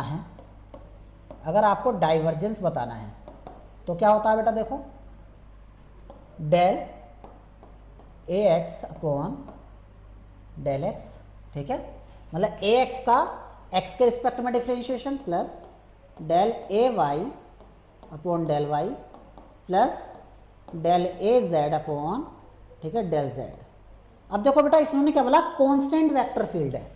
कांस्टेंट वेक्टर फील्ड का मतलब जो AX AY AZ है वो कांस्टेंट होंगे। अगर वो कांस्टेंट है तो कांस्टेंट का डिफरेंशिएशन 0, तो बेटा क्या आ जाएगा इसका आंसर 0 आ जाएगा यार। तो divergence of constant vector field is 0, तो ए आंसर। चलो आगे बढ़ते हैं। थेवेनिन थ्योरम, तो बेटा थेवेनिन थ्योरम क्या होती है, एक वोल्टेज सोर्स होता है और सीरीज में उसके रेजिस्टेंस। ओके, तो आंसर क्या आ जाएगा आपका B, A voltage source and series resistance.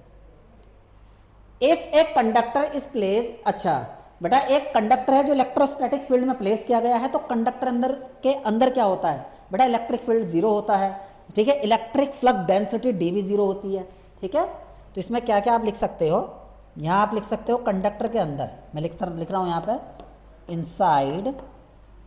Inside conductor. चलो मैं इसे ना अलग से ही लिखता हूँ यार,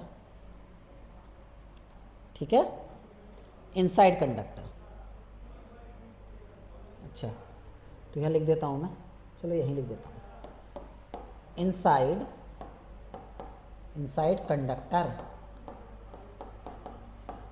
ठीक है। इलेक्ट्रिक फील्ड बेटा जीरो, इलेक्ट्रिक फील्ड जीरो तो डी इक्वल टू एप्सिलॉन ई होता है यार, ये भी जीरो, ठीक है, दोनों जीरो होते हैं, इलेक्ट्रिक फ्लक्स डेंसिटी भी और इलेक्ट्रिक फील्ड इंटेंसिटी भी। इसका आंसर सी जीरो, सही बात है। आगे चलते हैं, in a purely inductive AC circuit the current, अरे यार बेटा ये बताओ, प्योरली एसी सर्किट में जो प्योरली इंडक्टिव सर्किट है तो करंट 90 डिग्री से लैग करेगी यार, तो lags the voltage by 90 degree, तो आंसर हो जाएगा B. Which of the following statement is false regarding the electric field lines. बेटा देखो electric field lines positive charge से ओरिजिनेट होती हैं, नेगेटिव चार्ज पे जाती हैं, ठीक है, ये टर्मिनेट होती हैं, means originates from positive charge and terminates at the negative charge, पहली property.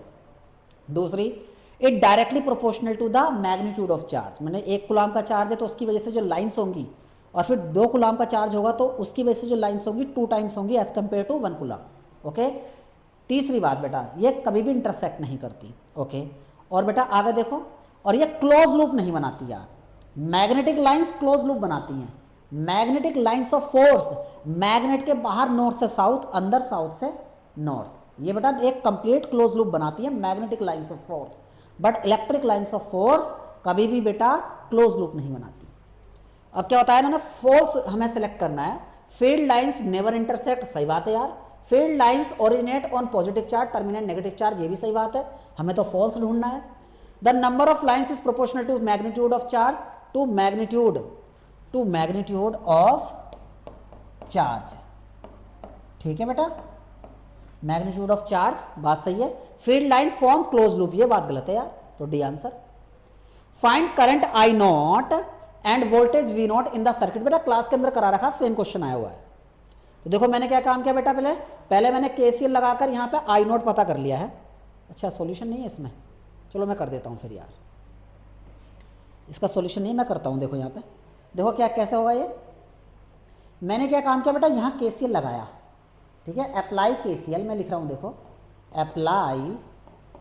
Apply KCL eight node A node पर बेटा मैंने केसीएल लगा दिया, तो उधर से देखो 0.5 आई नोट है, 0.5 आई नोट, ओके, इनकमिंग करंट है, ओके, फिर प्लस में 3 और आउटगोइंग क्या है यार, आई नोट, तो यहाँ से कितना आ जाएगा बेटा, 0.5 आई नोट उधर जाएगा तो आई नोट बाई 3, तो यहाँ से आई नोट इक्वल टू बेटा कितना आ जाएगा, अच्छा 6 आ जाएगा यार, 6 एम्पियर आ जाएगा। और बेटा यहाँ में वीओ चाहिए, और वीओ क्या हो जाएगा बोलो, वीओ इक्वल टू हो जाएगा 4 ओम के अक्रॉस वोल्टेज, मतलब देखो यहाँ करंट कितनी है, आई नोट और रेजिस्टेंस है दिस, तो ये हो जाएगा बेटा V equal to I R, तो आई नोट इंटू 4, अब आई नोट 6 ऊपर फाइंड कर चुके हैं तो 24 वोल्ट, तो कितना आंसर आ जाएगा यहाँ से 6 and 24, that is B answer ना, दे रखा बी ऑप्शन, ठीक है। बताओ सिंपल सा क्वेश्चन था यार, ये मैंने करा भी रखा था, मैंने नहीं आपके बैच में तो नेटवर्क नहीं लिया मैंने, वो ऐसा रहता है ना यार, किसी दूसरे बैच में पढ़ाओ तो ये क्वेश्चन क्लास में काफ़ी, ये क्वेश्चन जो है ना बेटा, ये एसएससी का प्रीवियस ईयर क्वेश्चन है आई थिंक, जो मुझे पता है, और ईएससी का भी शायद ना, तो इसलिए मुझे ध्यान है कि हाँ मैंने किसी न किसी बैच में से कराया है। अब आगे देखो ये क्वेश्चन देखो, a dielectric is inserted between capacitor plate while the capacitor remain connected to battery, what happen to the electric field, बेटा इलेक्ट्रिक फील्ड रिड्यूस होता है, पहला ऑप्शन है increase, remain unchange, infinite, become zero, तो इसका answer हो जाएगा बेटा नोटा, ठीक है, नोटा, इसका नोटा आंसर हो जाएगा, ठीक है, नोटा आंसर हो जाएगा। इस पर आप ऑब्जेक्शन डाल सकते थे, अगर मान लो ये क्वेश्चन एग्जाम में आता, अगर मान लो पेपर कैंसिल किसी वजह से नहीं हुआ होता तो बेटा इस पर ऑब्जेक्शन डाला जा सकता था, ठीक है। चलो आगे बढ़ते हैं हम लोग, डिक्रीज होता है बेटा, इसका आंसर जो होगा ना, आंसर मैं यहाँ लिख देता हूँ, अगर ई आंसर 1 होगा तो बेटा वो डिक्रीज होगा। आगे बेटा 43, which theorem require that linearity is strictly followed but bilateral nature is not mandatory. Okay, तो बेटा इसमें वायोट सावर्ट तो लो है, maximum power transfer theorem, Thevenin theorem, reciprocity theorem. ठीक है, अब देखो यार लीनियरिटी स्ट्रिक्टली फॉलोड, तो लीनियरिटी तो बेटा आपकी वायोट सावर्ट लो तो होगा नहीं यार, वो तो एक लो है, थ्योरम तो है नहीं, वो तो एलिमिनेट हो गया। उसके बाद बेटा रेसिप्रोसिटी थ्योरम, रेसिप्रोसिटी थ्योरम में तो बेटा लीनियरिटी ठीक है स्ट्रिक्टली। ओके, तो इसका आंसर यार डी होगा यार, है ना, इसका आंसर डी होगा, रेसिप्रोसिटी पे कर सकते हैं। मैक्सिमम पावर ट्रांसफर थ्योरम में तो थेवेनिन वगैरह में तो बेटा बायलैटरलिटी जरूरी है यार। आगे चलते हैं बेटा, इसका आंसर डी मान लेना ना। Find voltage V x. अब बेटा ये देखो क्या क्या है, मैं सही से इसे लिख देता हूँ। ये बेटा आपका 42 वोल्ट है, ठीक है, ये प्लस माइनस, कुछ क्वेश्चन एक आध क्वेश्चन ही ऐसा आया जो एम्बिगुअस है, वरना कोई ऐसी दिक्कत वाली बात नहीं है यार। ये बेटा 6 ओम है, मैं वैल्यू सही से लिख देता हूँ, टाइपिंग करने में थोड़ा सा हो गया है। 3 ओम और ये प्लस माइनस वी एक्स है, और यहाँ भी वी एक्स दे रखा है इन्होंने, ठीक है। और यहाँ बेटा ये 4 ओम है, बाकी पेपर तो आप लोगों के पास भी होगा। और ये कितना वोल्ट था यार, देखता हूँ मैंने यहाँ सर्किट बनाया है क्या, हाँ बनाया है, तो ये 10 वोल्ट है यार, ठीक है, तो ये 10 वोल्ट है यार, ये माइनस होकर नीचे प्लस है। ठीक, आपको वी एक्स पूछा तो बेटा नोडल लगा दूंगा डायरेक्ट, ठीक है। तो यहाँ नोडल लगाया देखो मैंने, ये स्क्वायर नहीं है यार, वी एक्स माइनस 42 है ये, है ना, ये 42 है, स्क्वायर नहीं है, ठीक है, 42। और बाकी बेटा नोडल वगैरह लगाना आपको आता ही है, तो यहाँ से सोल्व करके 6 वोल्ट आ गया जो कि ऑप्शन में गिवन है, ठीक है। चलो आगे बढ़ते हैं। 45 इन्होंने बोला कहा बेटा देखो, इन a resistive circuit A voltage source, ये अच्छा क्वेश्चन था यार, बेसिक का ही क्वेश्चन है, बट मैं इसे एक अच्छे क्वेश्चन की कैटेगरी में लूंगा। बेटा हर बच्चा इसे क्वेश्चन को नहीं बना पाया होगा, ठीक है, इसे ध्यान रखना, कारण है यार, क्योंकि जो बच्चा ये सोच लेगा कि यार इसमें 2 और 2 सीरीज में लगाने, देखो इन्होंने बोला है एक voltage source in a resistive circuit, मतलब रेजिस्टेंस है केवल, voltage source is defined as V equal to 4I where I is the current through the 2 ohm resistor. अच्छा 2 ओम में करंट जा रही है, जैसे मैंने जब सोल्व किया था पहले तो 2 ओम का ही लिया, लेकिन बेटा V, ये V है यहाँ पे, तो V इक्वल टू I अगर करंट फ्लो, ये I करंट है, ये C क्यों लिख दिया यहाँ पे, I करंट है, ठीक है। तो V इक्वल टू, अगर मैं 2 ओम का रजिस्टेंस तो V इक्वल टू 2I बन रहा था, तो मैंने बोला यार 2 ओम 2 कनेक्ट कर देता हूँ ना, ठीक है, तो कनेक्ट कर दिया, तो V इक्वल टू कितना आ जाएगा बेटा, 4I आ जाएगा, V इक्वल टू 4I, और 2 ओम में करंट कितनी है I, ओके। फिर पूछा गया है कि if the power supplied by the source 32 what, what is the value of I। तो देखो बेटा V इक्वल टू 4I आ गया यहाँ से, equation number 1। P equal to 32 watt है, बिल्कुल दिया है एग्जाम में, मतलब according to question. P equal to VI, power का फॉर्मूला, V की जगह बेटा मैंने 4I पुट किया, और I की जगह I ही रहने दिया, स्मॉल I है ये भी। इसके बाद बेटा 4I स्क्वायर है, अब बेटा ये कितना देगा 32, इसका मतलब 4I स्क्वायर इक्वल टू 32, तो यहाँ से बेटा I की वैल्यू अगर सोल्व करूँगा, स्मॉल I की वैल्यू अगर सोल्व करूँगा तो बेटा 32 डिवाइडेड बाई 4, 32 डिवाइडेड बाई 4 का मतलब I इक्वल टू 2√2 आ जाएगा यार, तो 2√2 आंसर। स्मॉल I रहने दो यार, ठीक है, कैपिटल I कर दिया ये, ठीक है। 46 विच one of the following is an open loop system, यहां से कंट्रोल सिस्टम स्टार्ट होता है आपका, यहां से कंट्रोल सिस्टम स्टार्ट होता है। देखो क्या देखा, विच one of the following is an open loop system, the respiratory system okay of man, A system for controlling. अब बेटा रेस्पिरेटरी सिस्टम तो ओपन लूप नहीं होगा यार, क्लोज लूप है। क्लोज लूप का मतलब क्या होता है, देखो जब एक आउटपुट फीडबैक किया जाए कहां पर, इनपुट में, ठीक है, इसे हम कहते हैं बेटा फीडबैक कंट्रोल सिस्टम, ठीक है, या क्लोज लूप कंट्रोल सिस्टम, ठीक है। अब बेटा कभी भी हमें रेस्पिरेटरी सिस्टम में कोई भी चेंजेस होता है तो हमारे माइंड से सिग्नल वगैरह मिलता है यार, ठीक है, तो वो हमारा क्या हुआ, एक फीडबैक कंट्रोल सिस्टम या क्लोज लूप कंट्रोल सिस्टम का एग्जाम्पल हुआ। आगे system for controlling the movement of the slide of A कॉपिंग milling machine, ये भी बेटा क्या क्लोज लूप है। थर्मोस्टेट कंट्रोल, ये भी बेटा क्लोज लूप है। एक पर्टिकुलर टेम्परेचर से ज़्यादा टेम्परेचर हो जाता है तो बेटा वहाँ पे एक सिग्नल जनरेट हो जाता है, तो उसे थर्मोस्टेट, जैसे कि आपने पढ़ा होगा हीटिंग के अंदर भी बेटा थर्मोस्टेट यूज़ करते हैं for controlling the temperature, okay. तो बेटा इसका ट्रैफिक लाइट कंट्रोल इसका आंसर है D. Feedback control system are, तो इसका आंसर हो जाएगा बेटा C, less sensitive to forward path parameter changes than the feedback path parameter, okay. हाँ, फीडबैक पाथ पैरामीटर, सही बात है यार। आगे देखो, ये इसकी एक्सप्लेनेशन दे रखी है यार, ये 48 क्वेश्चन कंसिडर, इसका आंसर दे रखा था ना यहाँ पे, एक मिनट बेटा। हाँ, अब देखो 48, consider the system shown in the figure 1 and 2, ये पहला फिगर है, ये 2 फिगर है यार, ठीक है, नाम इनका अच्छा लिखा रखा, figure 1 figure 2। The forward path gain reduce by 10% in each system, then the variation in C1 and C2 will be respectively. यार ये अच्छे क्वेश्चन की कैटेगरी में डालूंगा इसे मैं, काफ़ी अच्छा क्वेश्चन था ये। अगर आप बोलो सर कंट्रोल सिस्टम कैसा आया है, यार कंट्रोल सिस्टम देखो लगभग मॉडरेट बोल सकते हो यार, कंट्रोल सिस्टम इजी नहीं था यार, ठीक है, कंट्रोल सिस्टम इजी नहीं था, कंट्रोल सिस्टम आप मॉडरेट बोल सकते हो, ठीक है। तो यहाँ से बेटा देखो, ये पूरा डेरिवेशन कर रखा है मैंने, ठीक है, पूरा डेरिवेशन आपको करना है ये, ठीक है। तो यहाँ से आंसर कितना आ जाता है हमारा 1%। चलो 49, which of the following are the characteristics of close loop system, it does not compensate for disturbance, ठीक है, it reduce the sensitivity of plant parameter variation, it does not involve output measurement, it has the ability to control the system transient response. तो इसका answer हो जाएगा बेटा second and fourth. Okay, which of the following is not valid in case of signal flow graph, in signal flow graph signal travels along branches only in the mark direction, बात सही है बिल्कुल। उसके बाद में nodes are arrange from right to left, गलत है यार, जरूर थोड़ा ना कि राइट टू लेफ्ट ही अरेंज हो। और अगला क्या है, C signal flow graph is applicable to linear system, सही बात। For signal flow graph the algebraic equation must be in the form of cause and effect relationship, बिल्कुल सही बात है। तो इसका गलत आंसर हो जाएगा बी, जरूरी थोड़ा ना कि लेफ्ट टू राइट हो, राइट टू लेफ्ट भी हो सकती है बेटा। 51, consider the following statement regarding the advantages of close loop negative feedback control system over open loop system. पहला, the overall reliability of close loop system is more than that of open loop system, the transient response in the close loop system decay more quickly than in open loop, बात सही आ रही है। In an open loop system closing of loop increase the overall gain, ये गलत है यार, ठीक है। तो इसका आंसर क्या आ जाएगा बेटा सेकंड एंड फोर्थ, ठीक है, सेकंड बेटा।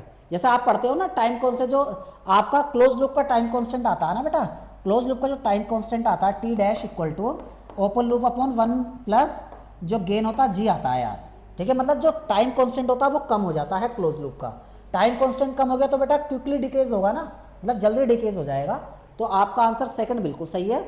और four, in the close loop system the effect of variation of component parameter on it's performance is reduce, बिल्कुल सही बात है यार, पैरामीटर वेरिएशन का जो इंपैक्ट है वो कम हो जाता है क्लोज लूप के अंदर। अब आप बोलोगे सर अभी तक जितने भी कंट्रोल सिस्टम में क्वेश्चन किए हैं बेटा ये इजी लेवल का क्वेश्चन है, बिल्कुल सिग्नल फ्लो ग्राफ जैसे आपको पढ़ाया जाता है पूरी प्रॉपर्टी लिखाई जाती है। और बेटा ये 51 भी बिल्कुल इजी लेवल का क्वेश्चन था। अगर मैं इधर बात करूं, ये भी इजी था यार, बस वो जो एक ब्लॉक वाला था ना कि जिसमें परसेंटेज में आंसर था, वो एक अच्छे लेवल का क्वेश्चन था यार अभी तक कंट्रोल सिस्टम के अंदर। आगे बेटा क्या है, ये बेटा इसके वो दे रखे हैं, ठीक है, कि क्या क्या इंपैक्ट होते हैं क्लोज लूप और ओपन लूप के ना, इसे आप लोग देख लेना यार। वैसे भी बेटा आपने नोट्स में से बनाई रखा होगा, सारा मैंने एक जगह क्लब कर दिया है। आगे देखो, ए unity feedback system has an open loop transfer function GS, the steady state error 0.4। बेटा स्टडी स्टेट एरर और स्टैटिक एरर कोफिशिएंट के अंदर आपको रिलेशन पता है, उसी पे बेस्ड ये न्यूमेरिकल है यार। मैंने पूरी टेबल बना दी है, तो आपका आंसर क्या आ जाएगा ए, ठीक है। आगे देखो 50, the steady state error due to the ramp input. अच्छा रैंप इनपुट है, रैंप कहाँ पे है, अच्छा यहाँ पे रैंप इनपुट है, ओके। तो टाइप टू ओके, टाइप 2 है और रैंप इनपुट है, तो स्टडी स्टेट एरर 0, तो ए आंसर। तो यही टेबल इस क्वेश्चन के लिए काम कर जाएगी, ठीक है। बाकी तो बेटा डिटेल में भी इसके आप कर सकते हो एनालिसिस। बाकी ओपन लूप ट्रांसफर फंक्शन की स्टैंडर्ड फॉर्मेट आपको याद होना चाहिए, और KP that is static error, static position error coefficient, KP equal to limit S tends to 0 GS HS. HS है बेटा अगर यूनिटी फीडबैक है तो 1 ले लेना। ऐसे बेटा ये किसके लिए होता है केपी, जब हम इनपुट अप्लाई करें बेटा आपका unit step, okay.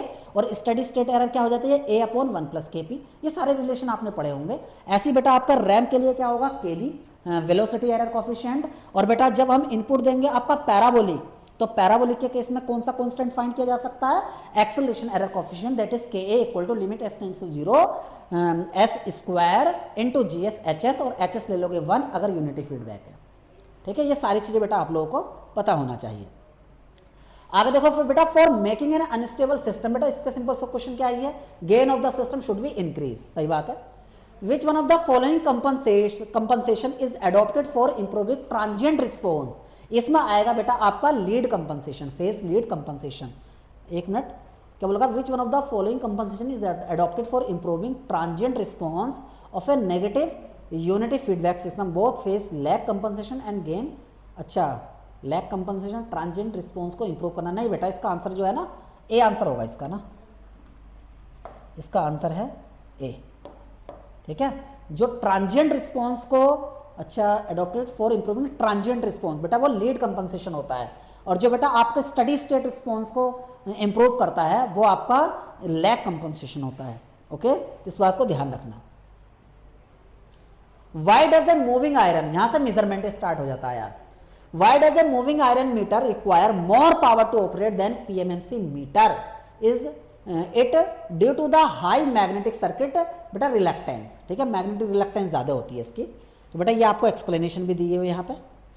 57, which of the following material is used in the fabrication of swamping resistant, manganese बेटा, ठीक है, मैंगनीज कॉपर निकल का बना होता है, ओके, और कॉन्स्टेंटिन बेटा कॉपर और निकल का बना होता है, ठीक है, ये अलॉय है बेटा। जो जनरली ये भी पूछा जाता है कि कौन सा ऐसा मटेरियल है जिसमें आपका जो अल्फा होता है वो नेग्लिजिबल होता है, ठीक है, 0.00015 डिग्री सेंटीग्रेड इनवर्स होता है। जो मैंगनीन होता है बेटा उसका जो अल्फा होता है 0.00015, ठीक है, डिग्री सेंटीग्रेड इनवर्स होता है, जो लगभग नेग्लिजिबल लेकर चल सकते हो। अल्फा क्या होता है बेटा, जब हम टेम्परेचर में 1 डिग्री का चेंज कर देते हैं तो रेजिस्टेंस में होने वाला चेंज आपका अल्फा कहलाता है, ठीक है। चलो आगे बढ़ते हैं, तो इसका आंसर डी बेटा, मैंगनीज। ये भी मैंने देखो जब मैंने सेशन लिया था ना, ये 4 सेशन जो लिए थे उसमें सारा बताया था यार कि जो आपका शंट रेजिस्टेंस, जो शंट ब्रांच का रेजिस्टेंस होता है वो बेटा मैंगनीन का बना होता है जनरली। अगर हम बात करें डीसी के लिए, एसी के लिए कॉन्स्टेंटिन का हम लेते हैं जनरली।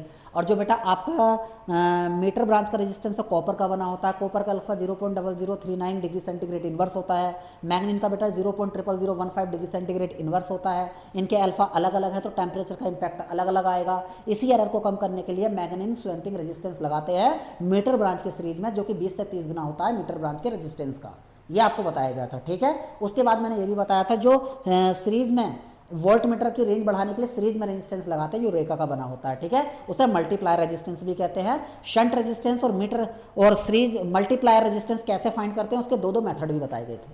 फिलहाल match the two list and choose the correct answer from the code given below, instrument and error. तो PMC, volt meter, AC ammeter, current transformer, बेटा करंट ट्रांसफार्मर में फेज एंगल एरर होती है, तो इसी से मैच कर लो यार। वाई किससे जुड़ेगा, 2 से, तो वाई 2 से एक ही ऑप्शन है क्या, नहीं 2 ऑप्शन है यार, अभी तो एलिमिनेट नहीं हुआ, ये 2 ऑप्शन होंगे नहीं यार।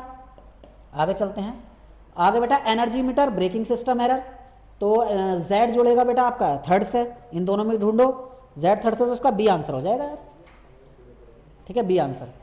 59, when a steady current pass through a ballistic galvanometer then the deflection will be, तो बेटा 0, क्योंकि बेटा वो क्या काम करता है, डायनेमिक मेजरमेंट करता है। What is the multiplying power in shunt resistance, multiplying power, okay, तो उसका फॉर्मूला क्या होता है बेटा, मल्टीप्लाइंग पावर 1 प्लस क्या क्या दे रखा है बेटा, शंट रेजिस्टेंस और used with A galvanometer of resistance, okay, तो इसका आंसर हो जाएगा बेटा RM upon RSH, RM upon RSH, दोनों की वैल्यू पुट कर दो, 1 प्लस RM कितना है 1000, ठीक है, 1000 अपॉन 200, इसे सोल्व करूँ तो 2 0 से 2 5 तो 6 आ जाएगा ना, मल्टीप्लाइंग में 6 आंसर, तो इसका आंसर डी है।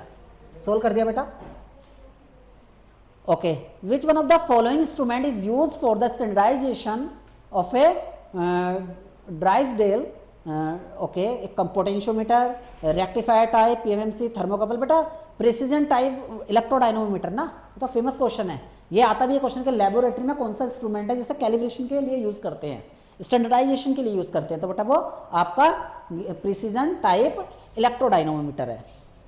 मैच द टू लिस्ट, अच्छा लिस्ट वाला है, देखो ये क्वेश्चन क्या है, देखो मैं बताता हूं आपको, ये मैंने जो लास्ट सेशन लिया था उसी का क्वेश्चन है बेटा, आप मैच कर सकते हो।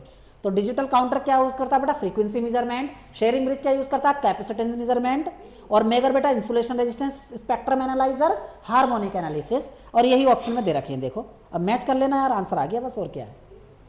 63 the bridge suitable for the measurement of unknown inductance in terms of a non capacitance.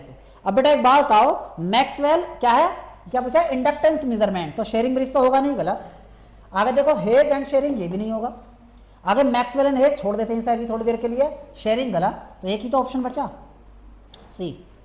आगे चलते हैं, what is the most important characteristics of null detector used in bridge measurement, तो कौन सा आएगा इसमें बताओ। नल डिटेक्टर, देखो जब भी आपको मेजरमेंट, मैंने भी आपको ये चीज बताई थी, मेजरमेंट के अंदर जो नल डिटेक्टर यूज करते हैं उसकी सबसे बड़ी क्वालिटी क्या होनी चाहिए, उसकी sensitivity.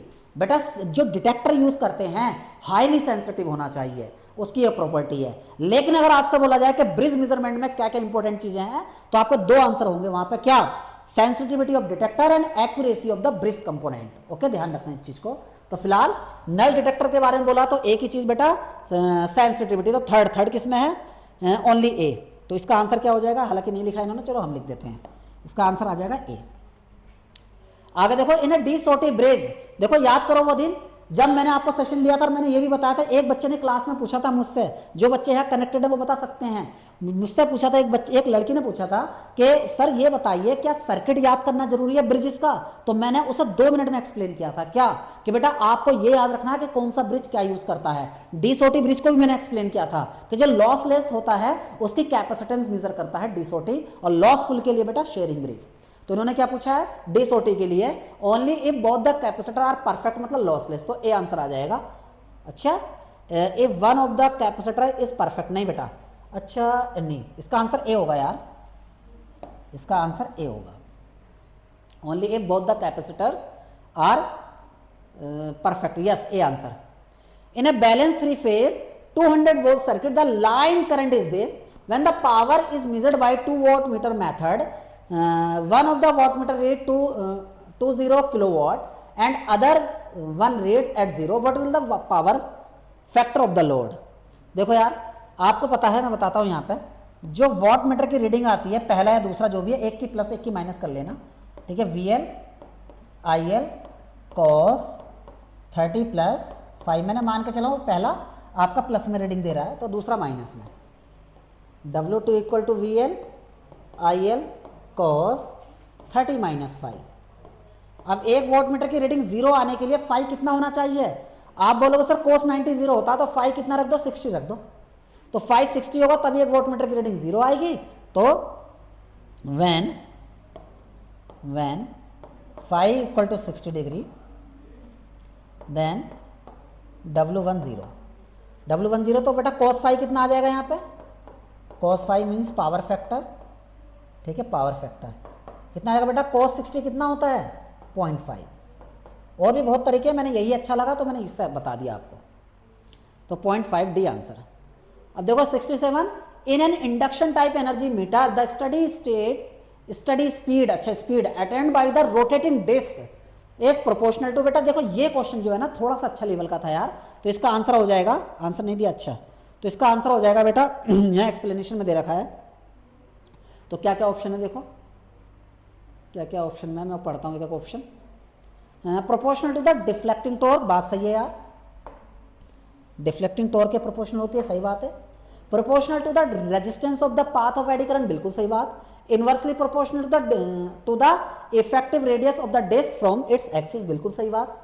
Inversely proportional to the square of the brake magnetic flux, सही बात। तो सारे ऑप्शन इसके सही हो जाएंगे यार, बी, ठीक है, ये इसके सारे आंसर सही हो जाएंगे। क्या लिखा हुआ last option, square of brake magnetic flux, सही बात है यार, तो ये बेटा आंसर होता है इसका, मैं इसे सही से लिख देता हूँ यार, n is proportional to R Y phi square into T D into 1/x।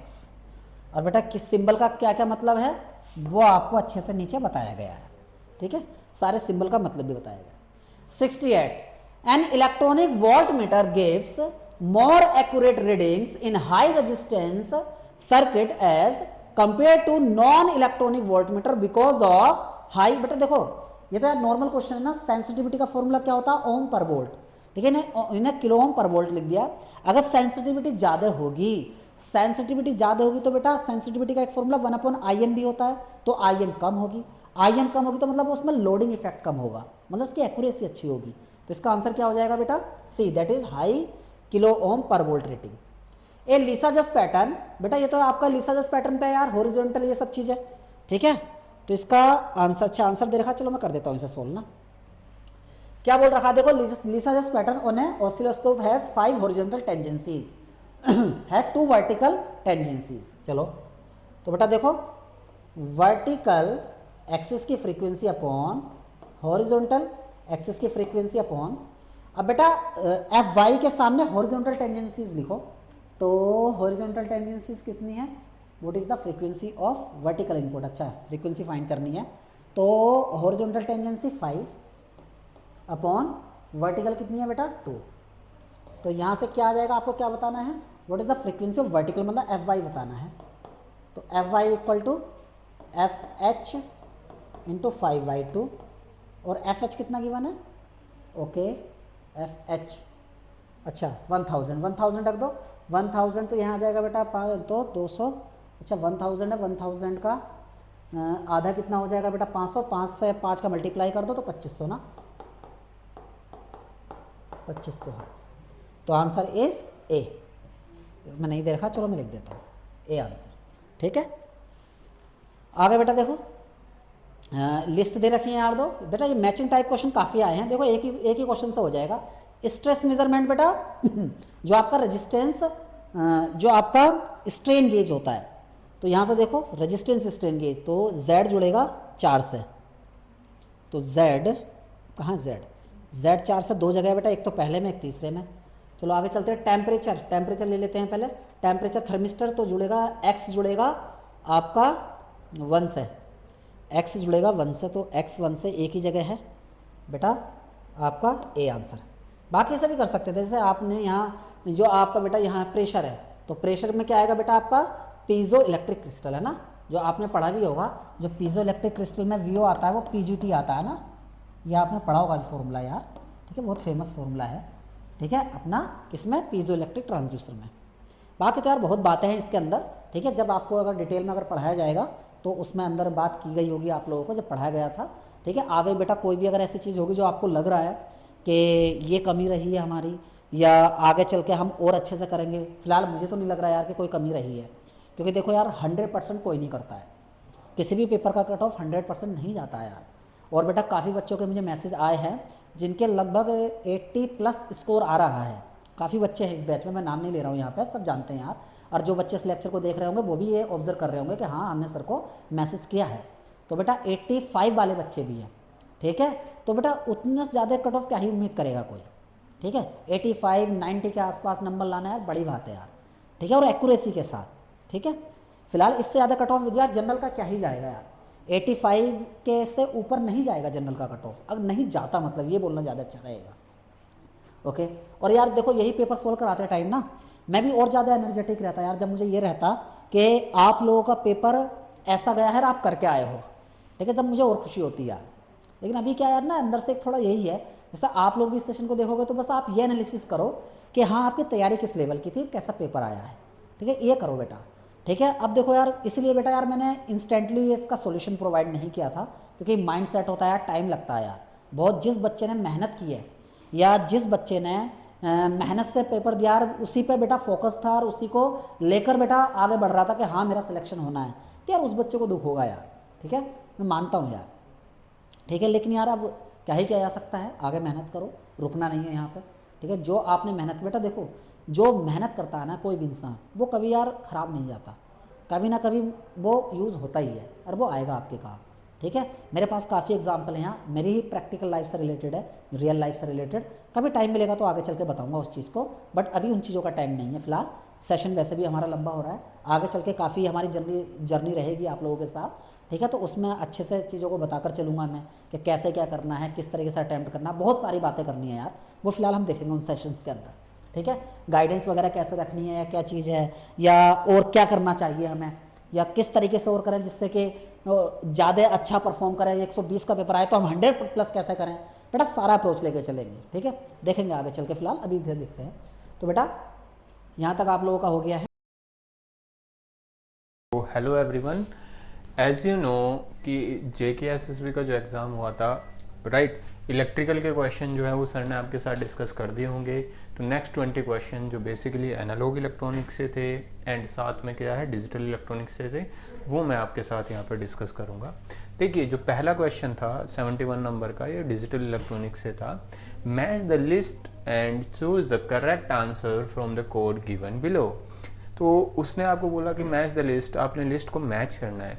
जैसा कि हम लोग जानते हैं यार, जो जेनर डायोड है बेसिकली, ये जेनर डायोड जो है, जेनर डायोड किस लिए यूज़ होता है? वोल्टेज रेगुलेटर की तरह यूज़ होता है। देखो ये बहुत ही इजी चीज़ थी, अगर आपको पता है यार जेनर डायोड जो है वो वोल्टेज रेगुलेटर की तरह यूज़ होता है, तो अपने पास वोल्टेज रेगुलेटर की तरह थर्ड जो ये वोल्टेज स्टेबलाइजर है वो जेनर डायोड से कनेक्टेड हो जाएगा, राइट। नेक्स्ट उसने बोला है आपको यार tunnel diode. Tunnel diode basically जो यूज़ होता है वो हाई स्पीड स्विचिंग के लिए यूज़ होता है। टनल डायोड लिखाया था मैंने ना ये चीज़।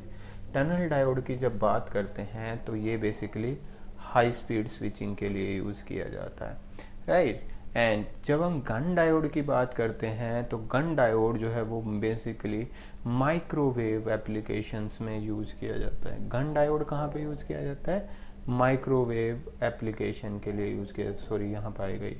और आपके पास क्या बचा हुआ है आगे? PIN diode that is used in multi vibrator. Answer क्या बन जाएगा यहाँ से? डी आंसर बनेगा इसका, right. D is the correct answer for this one. तो आप एक बार ये पढ़ सकते हैं, डिटेल मैंने यहाँ पे दी हुई है। नेक्स्ट हम चलते हैं, राइट। ये कह रहा है यार the junction capacitance of A PN junction depends on vote. तो जब हम जंक्शन कैपेसिटेंस की बात करते हैं तो जंक्शन कैपेसिटेंस बेसिकली दोनों चीज़ों पे डिपेंड करता है। डोपिंग कंसंट्रेशन पे भी डिपेंड करेगा और अप्लाइड वोल्टेज पे भी डिपेंड करेगा। ऐसा क्यों है, राइट। जब जंक्शन कैपेसिटेंस की बात करते हैं तो जंक्शन कैपेसिटेंस किसके इक्वल होता है? दो तरह के जंक्शन कैपेसिटेंस होते हैं। हम यहाँ डिप्लेशन कैपेसिटेंस की बात कर रहे हैं तो वो epsilon A/D, D means depletion width W। और जो ये डिप्लेशन विड्थ W होती है भाई, W क्या हो गया? एप्सिलॉन A कांस्टेंट, W की वैल्यू क्या होती है? Under root of twice of VR,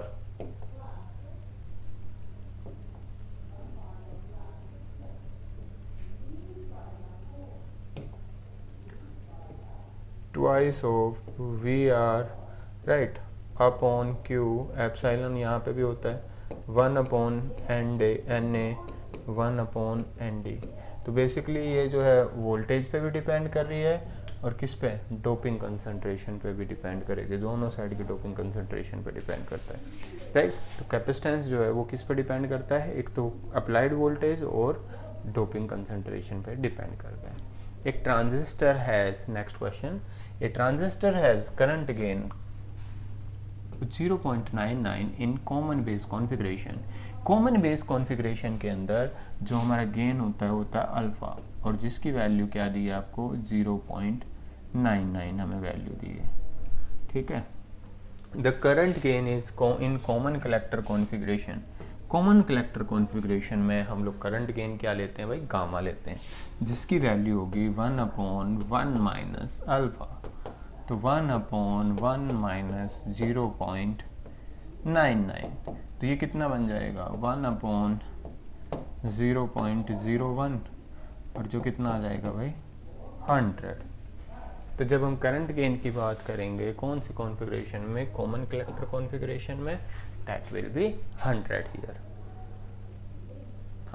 Consider the following statement related to JFET.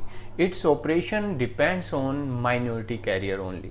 देखो जब हम JFET की बात करेंगे तो JFET का जो करंट होता है बेसिकली वो मेजॉरिटी चार्ज कैरियर की वजह से होता है। किसकी वजह से होता है? मेजॉरिटी।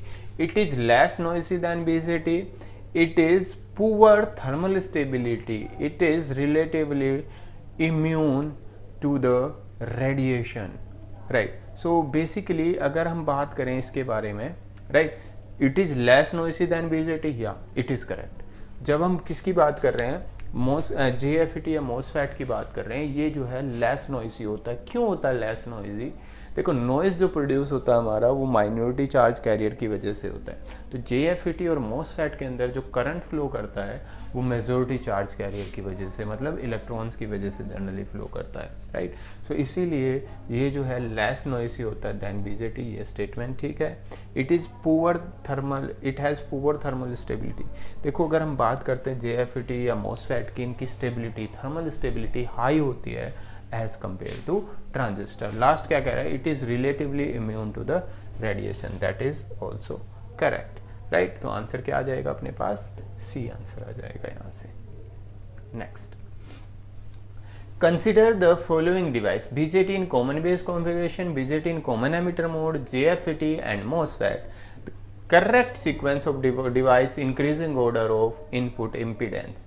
देखो जब हम इनपुट इम्पीडेंस के करेक्ट ऑर्डर की बात करते हैं तो सबसे ज़्यादा हाई इनपुट इम्पीडेंस किसका होता है, हाई इनपुट इम्पीडेंस होता है MOSFET का, ऑलमोस्ट इनफाइनाइट। अगर आपने याद हो जब हमने MOSFET पढ़ा था तो MOSFEट का जब इक्विवेलेंट बना रहे थे या MOSFET हम लोग कर रहे थे, भाई मैंने यही बताया था आपको कि यार यहाँ से जो IG करंट जाएगा, गेट करंट जाएगा, वो ज़ीरो जाएगा।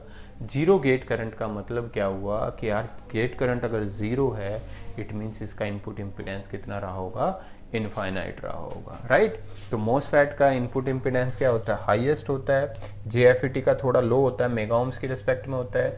BJT का अगर हम बात करें कॉमन एमिटर कॉन्फ़िगरेशन में तो low to moderate kilo ohms में होता है, और सबसे कम कब होता है, कॉमन बेस कॉन्फ़िगरेशन में, that is in ohms, 10 ohms. तो आंसर क्या आ जाएगा, ए आ जाएगा अपने पास। चलो, in an inverting amplifier the two input terminal of a ideal op amp at the same terminal same potential। देखो जब हम किसकी बात करते हैं, op amp की बात करते हैं, तो op amp के केस में क्या होता है, बेसिकली ये पॉजिटिव टर्मिनल, ये नेगेटिव टर्मिनल, राइट। यहाँ की वोल्टेज को V1 ले लो, यहाँ की वोल्टेज को V2 ले लो, यहाँ V आउट, तो V आउट जो है वो AOL times V1 minus V2 होती है, ठीक है भाई। अब अगर मैं AOL, देखो V आउट अपॉन AOL कर देता हूँ is equals to V1 minus V2 कर दिया। अब AOL को आप यहाँ पे क्या कर दो, इनफाइनाइट कर दो, तो ये वाली साइड जीरो हो जाएगी और V1 किसके इक्वल हो जाएगा, V2 के। तो ये कह रहा है कि यार V1 जो आपका इन्वर्टिंग और नॉन इन्वर्टिंग टर्मिनल है उनकी वोल्टेज जो है वो इक्वल कब होगी, राइट। तो two terminal in the ideal op amp at the same potential because the two terminal are directly shorted internally. नहीं, देखो यहाँ पर कंसेप्ट आता है वर्चुअल शॉर्ट का। वर्चुअल शॉर्ट कब कंडीशन अप्लाई होगी, जब आपका AOL क्या होगा, इनफाइनाइट। CMMR इनफाइनाइट नहीं, the input impedance of op amp is infinite नहीं, right. The open loop gain of op amp is infinite. जब आपका AOL इनफाइनाइट होगा भाई, उसी कंडीशन में ये वैल्यू ऑलमोस्ट क्या हो जाएगी, जीरो हो जाएगी। आंसर क्या आ जाएगा अपने लिए, डी आ जाएगा। चलो, the H parameter equivalent circuit of a junction transistor is valid for। देखो जब हम लोग H पैरामीटर मॉडल की बात करते हैं तो H पैरामीटर मॉडल तभी एप्लीकेबल है, एक तो लो फ्रिक्वेंसीज पे एप्लीकेबल है, हाई फ्रिक्वेंसीज पे हम लोग कौन सा मॉडल यूज़ करते हैं, R-Pi मॉडल यूज़ करते हैं। लो फ्रिक्वेंसीज पे आपका कौन सा यूज़ किया जाएगा, H पैरामीटर मॉडल यूज़ किया जाएगा। एंड दूसरी चीज़ ये ध्यान रखना यार, स्मॉल सिग्नल मॉडल होता है। स्मॉल सिग्नल मतलब वोल्टेज जो है वो मिली वोल्ट्स में होगी। अगर लार्ज वोल्टेज ले लोगे तब ये मॉडल, ये अप्रोक्सीमेशन जो है वो ट्रांजिस्टर के लिए एप्लीकेबल नहीं है। तो आंसर क्या आ जाएगा, सी आंसर आ जाएगा यहाँ से, low frequency and small signal operation के लिए। The overall bandwidth of two identical voltage amplifier connected in cascading. देखो मेरे पास दो वोल्टेज एम्पलीफायर हैं, मान लीजिए इसका गेन है 10, इसका गेन है अगेन 10, मैं एक एग्जांपल ले रहा हूँ, राइट। तो ओवरऑल गेन जो है, अगर इंडिविजुअल को देखो, पहले गेन 10 था, तो गेन इनटू बैंडविड्थ प्रोडक्ट किसी भी एम्पलीफायर के लिए वो हमेशा क्या रहेगी, कांस्टेंट रहेगी, राइट। अब हमने क्या किया, गेन इनटू बैंडविड्थ हमेशा क्या रहता है, इसको 10 को हटा के इसकी जगह गेन लिख लो। गेन इनटू बैंडविड्थ प्रोडक्ट हमेशा क्या रहेगी, कांस्टेंट रहेगी। अब क्या किया भाई, पहले गेन कम था तो बैंडविड्थ ज़्यादा होगी, अब हमने दोनों को कैस्केडिंग में लगा दिया तो गेन कितना हो गया, 100 हो गया, 10 10 का मल्टीप्लिकेशन 100 हो गया। तो 100 इंटू बैंडविड्थ, अब गेन क्या कर गया, इंक्रीज कर गया, तो बैंडविड्थ क्या कर जाएगी, डिक्रीज करेगी, राइट। तो जब भी आप लोग क्या कर रहे हो, कैस्केडिंग में लगा रहे हो वोल्टेज एम्पलीफायर को, तो गेन इंक्रीज करेगा, बैंडविड्थ क्या कर जाएगी, decrease. The worse than the single stage amplifier. Consider the following statement regarding RC phase shift oscillator, specifying which of the following statement is correct. The amplifier gain is positive. Amplifier देखो basically क्या होता है, जब हम RC phase shift oscillator की बात करते हैं तो RC phase shift oscillator में यहाँ पे मेरा एम्पलीफायर लगा होता है, यहाँ पे मेरा क्या लगा होता है, फीडबैक फैक्टर लगा होता है बीटा, ठीक है।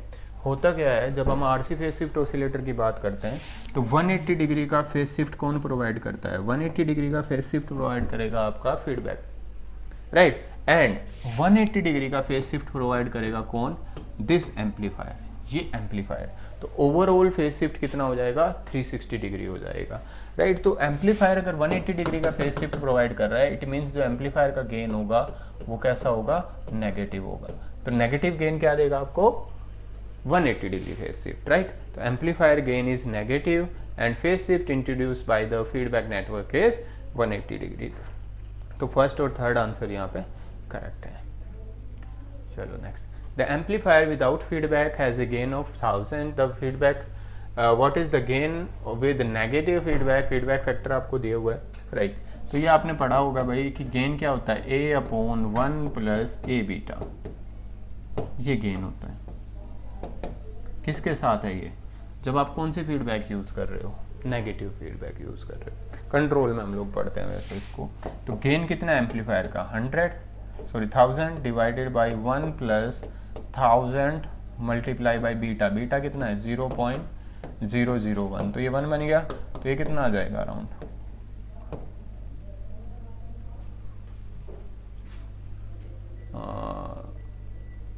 500 आना चाहिए।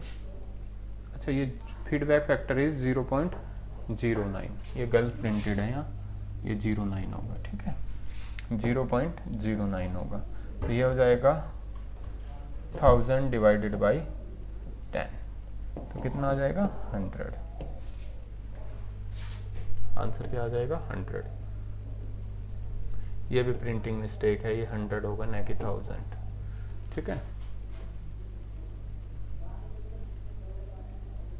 What is hexadecimal representation of 657?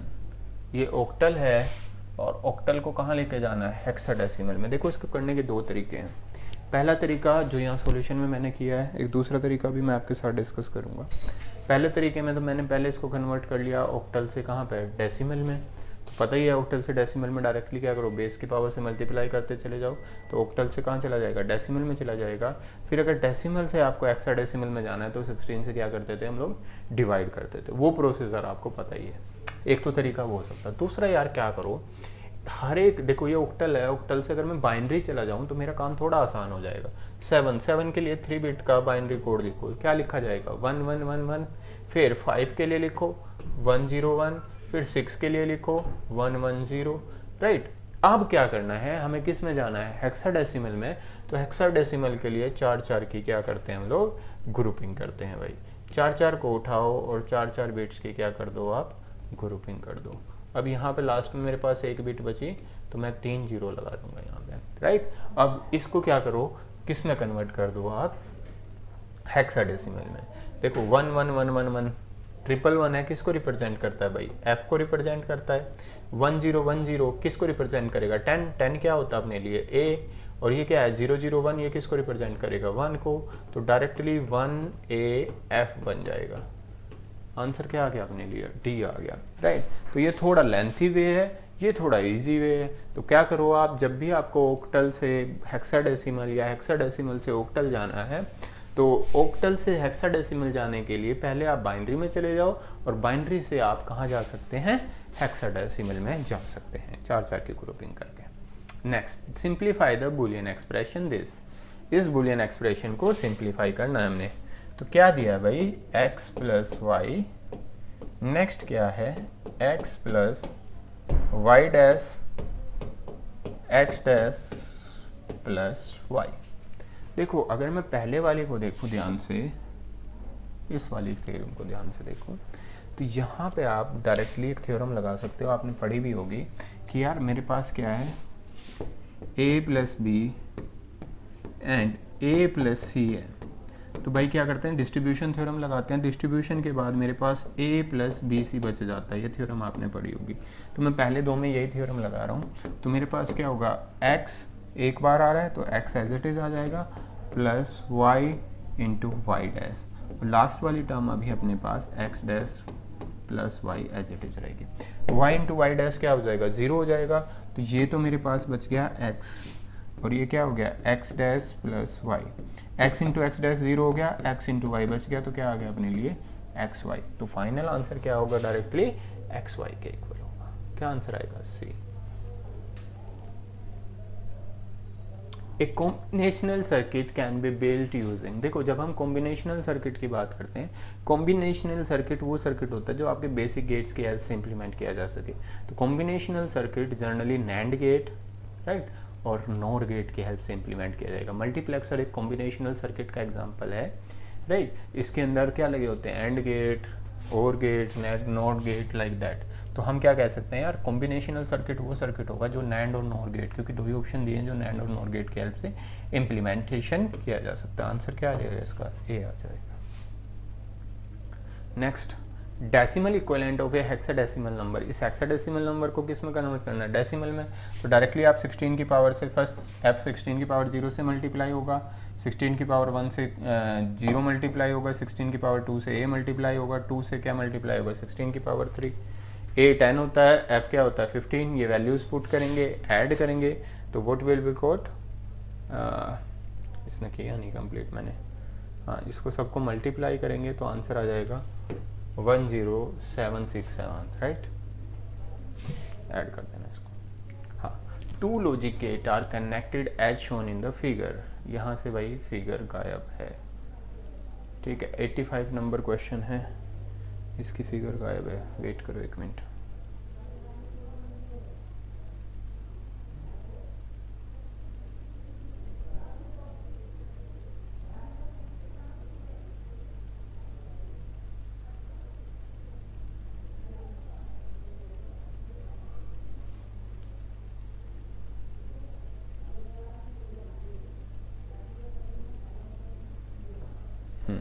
मैं फिगर यहीं पे बना देता हूँ साइड पे, फिगर है भाई इसकी।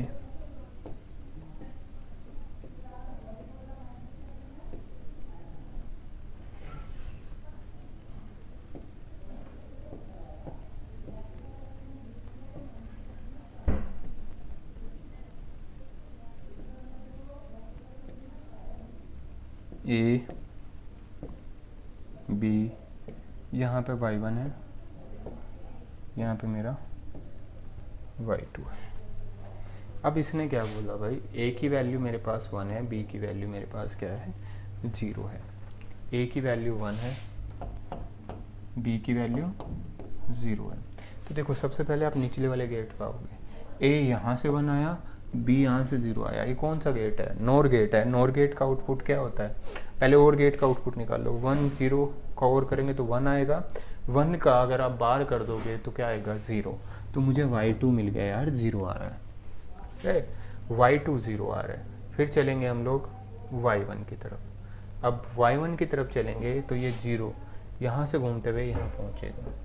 ये क्या है भाई, नैंड गेट है, तो 1 0 का नैंड करेंगे तो कितना आएगा, एंड करेंगे तो 0 आएगा, 0 को बाहर करेंगे तो 1। तो आंसर क्या आएगा अपने पास, सी आएगा, 1 0 न कि बी आएगा। अच्छा ये देख लेना y1 और y2 कौन से हैं। हाँ, ये y2 है और ये y1 है, ठीक है। पहले मैंने नीचे वाला निकाला, नीचे वाला y2 है, ऊपर वाला y1 है। तो आंसर क्या आएगा अपने पास, सी आएगा, ठीक है, न कि बी आएगा इसका आंसर। ये मिस्टेक है इसमें ना, printing mistake, right. A D flip flop can be made using JK flip flop by ensuring that. देखो जब भी आप जेके फ्लिप फ्लॉप से डी फ्लिप फ्लॉप बनाते हैं तो ध्यान देना भाई, जे पे तो डायरेक्टली डी को कनेक्ट करते हैं, नीचे हम लोग क्या करते हैं, नोट गेट लगा के के पे कनेक्ट कर देते हैं। ये जे है, ये के है, यहाँ अपनी क्लॉक आएगी, यहाँ क्यू आ जाएगा, यहाँ क्या आ जाएगा, क्यू बार आ जाएगा, यहाँ से मेरा डी बनेगा। तो ये होता है हमारा कन्वर्जन, कहाँ से कहाँ, जे के टू डी। मतलब डी आपको गिवन, जे के गिवन है, आपको डी फ्लिप फ्लॉप बनाना है। तो इस केस में हम क्या देख रहे हैं यार, जे से तो डायरेक्टली डी कनेक्टेड है, बट डी बार किस कनेक्टेड हुआ, के से। तो इट मीन जे तो डायरेक्टली डी है, और अगर मैं के का डैश कर दूंगा तो वो भी क्या बन जाएगा, जे बन जाएगा। आंसर क्या आएगा अपना, डी आएगा। A J K flip flop can be made up of S R flip flop using 2 additional gate. देखो जब भी आप जे के फ्लिप फ्लॉप बनाओगे एस आर फ्लिप फ्लॉप की हेल्प से, तो आपको 2 एंड गेट की ज़रूरत पड़ेगी। क्यों पड़ेगी, कन्वर्जन देख लेना। वैसे मैं यहाँ समझा देता हूँ, एक एंड गेट यहाँ लगाया जाता है और एक एंड गेट यहाँ लगाया जाता है। इसके एक इनपुट में जे दिया जाएगा, इसके एक इनपुट में क्या दिया जाएगा, के दिया जाएगा, और ये जो है नीचे वाले से कनेक्टेड होता है क्यू आर से, और ये वाला किससे कनेक्टेड होता है, क्यू से। तो ये कन्वर्जन है, यहाँ एस है, यहाँ आर है, यहाँ क्यू है, यहाँ क्या होता है, क्यू आर होता है। तो ध्यान देंगे, ये कन्वर्जन हुआ अपना कहाँ से कहाँ, एस आर टू जे के। तो कितने भाई, 2 एंड गेट की रिक्वायरमेंट पड़ी, तो आंसर क्या हो जाएगा, C. Consider the following statement with respect to ECL gate. देखो जब हम ECL लॉजिक फैमिली की बात करते हैं, एक तो पहली चीज़, ECL लॉजिक फैमिली जो है वो फास्टेस्ट होती है, right. Switching speed is highest, it is provide OR NOR gate, नहीं, it is provide OR NOR gate. या with the help of this ECL logic family हम लोग और नोर गेट बता सकते हैं। Power dissipation is small, other than, नहीं, power dissipation सबसे कम CMOS लॉजिक फैमिली में होता है। It is a logic level as compatible with the other logic family, ये भी इसका आंसर नहीं। आंसर क्या आ जाएगा यहाँ से, first and second, that will be second answer. ROM has 4 address line and 8 output line पर address, right. What will be the total memory capacity. देखो जितनी एड्रेस लाइन होंगी, ऐसे समझो रोम क्या है, बेसिकली एक ऐसा स्ट्रक्चर है, यहाँ पे हर एक पोजीशन पे कितने बिट, जितनी मेरी आउटपुट में ले सकता हूँ भाई, यहाँ पे हर एक पोजीशन पे 8 बिट डेटा स्टोर हो सकता है। एक एड्रेस राइट, एक एड्रेस पे। तो टोटल अगर एड्रेस लाइन 4 है तो टोटल एड्रेस कितने होंगे मेरे पास, 2 पावर 4। और इसको अगर आप किससे मल्टीप्लाई कर दो, डेटा बिट से, तो पूरी मेमोरी की कैपेसिटी आ जाएगी। कितना हो गया भाई ये, 2 raised to power 4 is 16 into 8, that is 128 bits।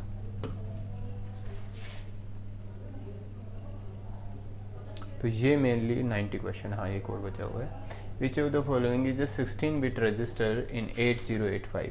जब हम 8085 की बात करते हैं तो 8085 में स्टैक पॉइंटर में क्या होता है, बेसिकली नेक्स्ट इंस्ट्रक्शन का एड्रेस स्टोर किया जाता है। तो स्टैक पॉइंटर क्या होता है, अपने पास 16 बिट का रजिस्टर होता है, राइट।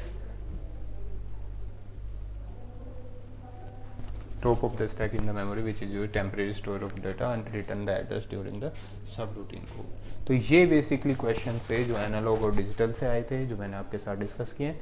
बाकी क्वेश्चंस आपके जो है वो सर ने पहले ही इलेक्ट्रिकल वाले ने डिस्कस किए हैं, right.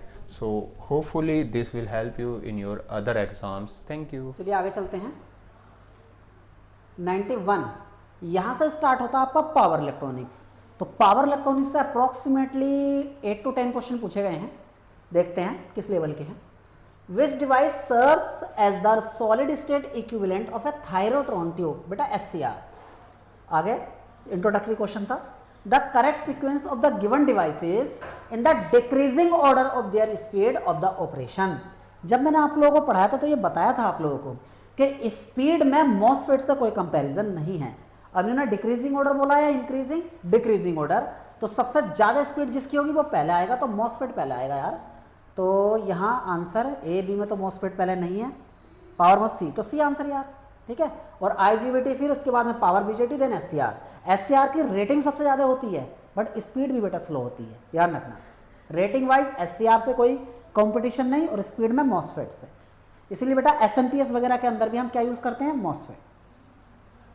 93 which factor is most important in determining the steady state behaviour of A MOSFET. तो यहाँ आ गया बेटा ट्रांसकंडक्टेंस। हालांकि ये जो क्वेश्चन है बेटा ये एनालॉग इलेक्ट्रॉनिक्स का है, ठीक है, पावर इलेक्ट्रॉनिक्स का नहीं है। लेकिन बेटा फिर भी आप कर सकते हो ट्रांसकंडक्टेंस।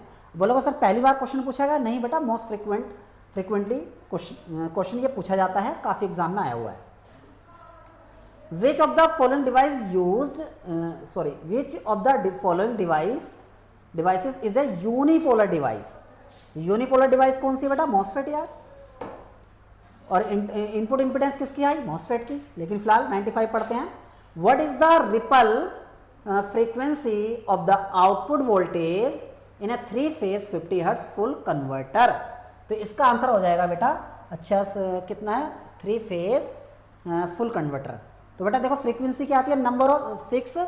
अच्छा क्या दे रखा है इन्होंने? What is the ripple frequency of the output voltage in a 3 phase है। अच्छा इन्होंने ये नहीं बोला कि फुल वेव है। अच्छा फुल कन्वर्टर है, सही है, फुल कन्वर्टर है। तो बेटा एक कंप्लीट साइकिल में कितनी पल्स बनेंगी? 6। तो आउटपुट फ्रीक्वेंसी क्या होती है बेटा?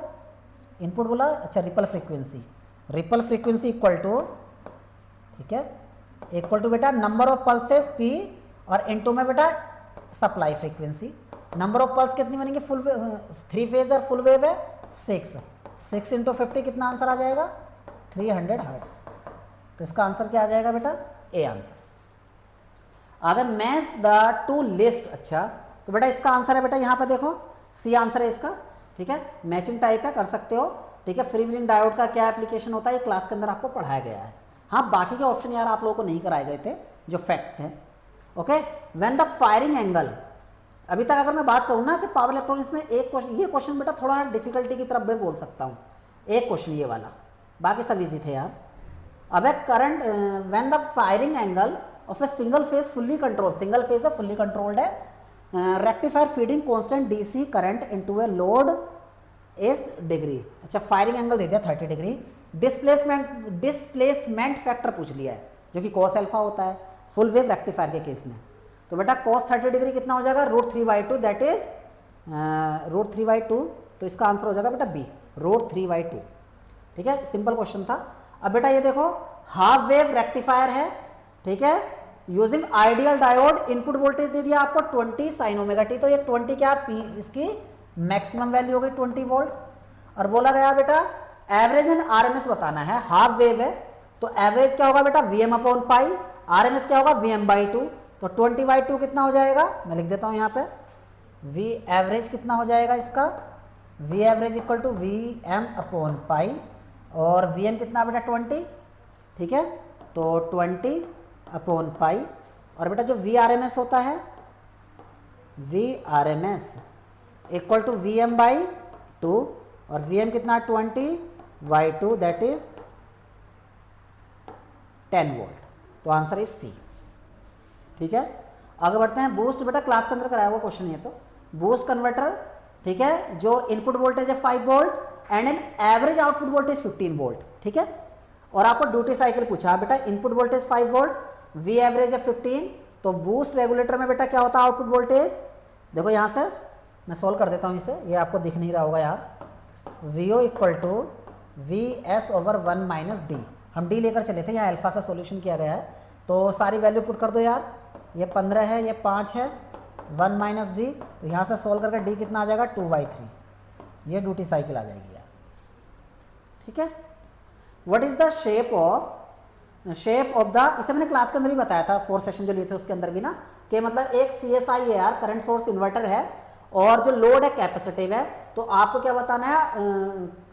किसका वेवफॉर्म? लोड। मैंने what is the shape of the output voltage का मैंने आपको बताया भी था वहां पे, याद करो कि CSI में बोलो आउटपुट जो लोड लगा है आउटपुट में उसके हिसाब से वोल्टेज का वेवफॉर्म चेंज होगा, जबकि VSI वोल्टेज सोर्स इन्वर्टर में जो बेटा आउटपुट में जो लोड लगा उसके हिसाब से करंट का वेवफॉर्म चेंज होता है, ठीक है, आपको बताया गया था।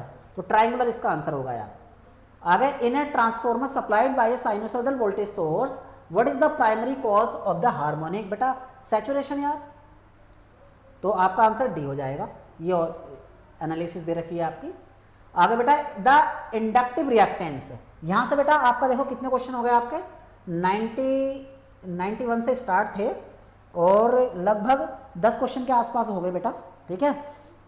अगर 91 से स्टार्ट थे और ये क्वेश्चन आपका सैचुरेशन ना, तो कितने क्वेश्चन हो गए पावर इलेक्ट्रॉनिक्स के? 10 क्वेश्चन हो गए यार, ठीक है। 10 नंबर का पावर इलेक्ट्रॉनिक्स बोला भी गया था, 10 क्वेश्चन आपको दे दिए गए हैं, ठीक है, बिल्कुल एज इट इज। और उसमें से बेटा एक क्वेश्चन ज़्यादा डिफिकल्ट लगा मुझे, वरना आप 10 क्वेश्चन में से आप 9 क्वेश्चन आराम से बना सकते थे। जो टेबल आई थी ना मैचिंग वाली, जो मैंने बोला था आपको कि बेटा फ्री व्हीलिंग डायोड का एप्लीकेशन मैंने बताया था आपको, लेकिन बेटा बाकी के जो ऑप्शन थे वो बाकी में थोड़े से डिफिकल्ट थे आपको मैच करने, तो एक क्वेश्चन मैं मान सकता हूँ पावर इलेक्ट्रॉनिक्स से जो बाकी में डिफिकल्ट था, बाकी बेटा 9 क्वेश्चन आप बना सकते हो, ठीक है। 9 अगर 9 नहीं भी बना पा रहे हो तो यार 8 तो कहीं नहीं गए, तो 8 क्वेश्चन भी अगर लेके चलते हो और पावर सिस्टम से भी कम से कम 18 क्वेश्चन बना लोगे आप, तो मतलब जो मैंने आपको प्रॉमिस किया था कि 90% बेटा नोट से ही आएगा, तो बेटा वो आया है यार, ठीक है, 90% नोट से बना है। ओवरऑल अगर पेपर की बात करूँ तो यार 90 to 95% नोट से बना है, जैसे कि मेरा टीचर लोगों से डिस्कशन हुआ है। आगे चलते हैं। The inductive reactance of A transformer depends. बेटा इंडक्टिव रिएक्टेंस अगर बीच में एक ऑप्शन एयर गैप होता तो मैं एयर गैप को प्रायोरिटी देता, बट एयर गैप है नहीं, तो लीकेज फ्लक्स, क्योंकि लीकेज फ्लक्स किसकी वजह से आता है, एयर गैप की वजह से। जैसे इंडक्शन मोटर में जो एयर गैप होता है वो ट्रांसफॉर्मर के कंपैरेटिवली ज़्यादा होता है, तो वहाँ लीकेज फ्लक्स भी ज़्यादा होता है, वहाँ की रिएक्टेंस भी ज़्यादा होती है, ठीक है। तो यहाँ तक कोई दिक्कत बोलो। अब आगे देखो 103। अब बेटा देखो यही वो क्वेश्चन है जो मैंने आपको बोला था पर यूनिट का क्वेश्चन, कि पर यूनिट का क्वेश्चन एक से ज़्यादा बार आपके पूछे गए, 2 क्वेश्चन कम से कम, ठीक है, 2 क्वेश्चन। तो ये क्वेश्चन देखो यार आप, ठीक है, एक 20 MVA 33 kV transformer has a per unit reactance of 0.9, what will be the per unit impedance when refer to a new base this। तो बेटा आपको फॉर्मूला भी बताया गया था, उसके बाद वैल्यू पुट अप कर दी तो आंसर आ गया इसका 16.2, ठीक है, क्लास के अंदर बताया भी गया था। 104 देखो, 104 ऑटो ट्रांसफॉर्मर है बेटा, आपको दे दिया ट्रांसफॉर्मेशन रेशियो दिस, लोड की पावर दे दी है और बोला गया इंडक्टिवली कितनी पावर ट्रांसफर होती है, तो 1 - k इंटू एस लोड, तो 1 - k कर दोगे तो 0.2 आएगा और 10 से मल्टीप्लाई कर दोगे तो 2 किलोवाट, आंसर बी, ठीक है। आगे बढ़ते हैं, सिंपल क्वेश्चन आगे देखो 105।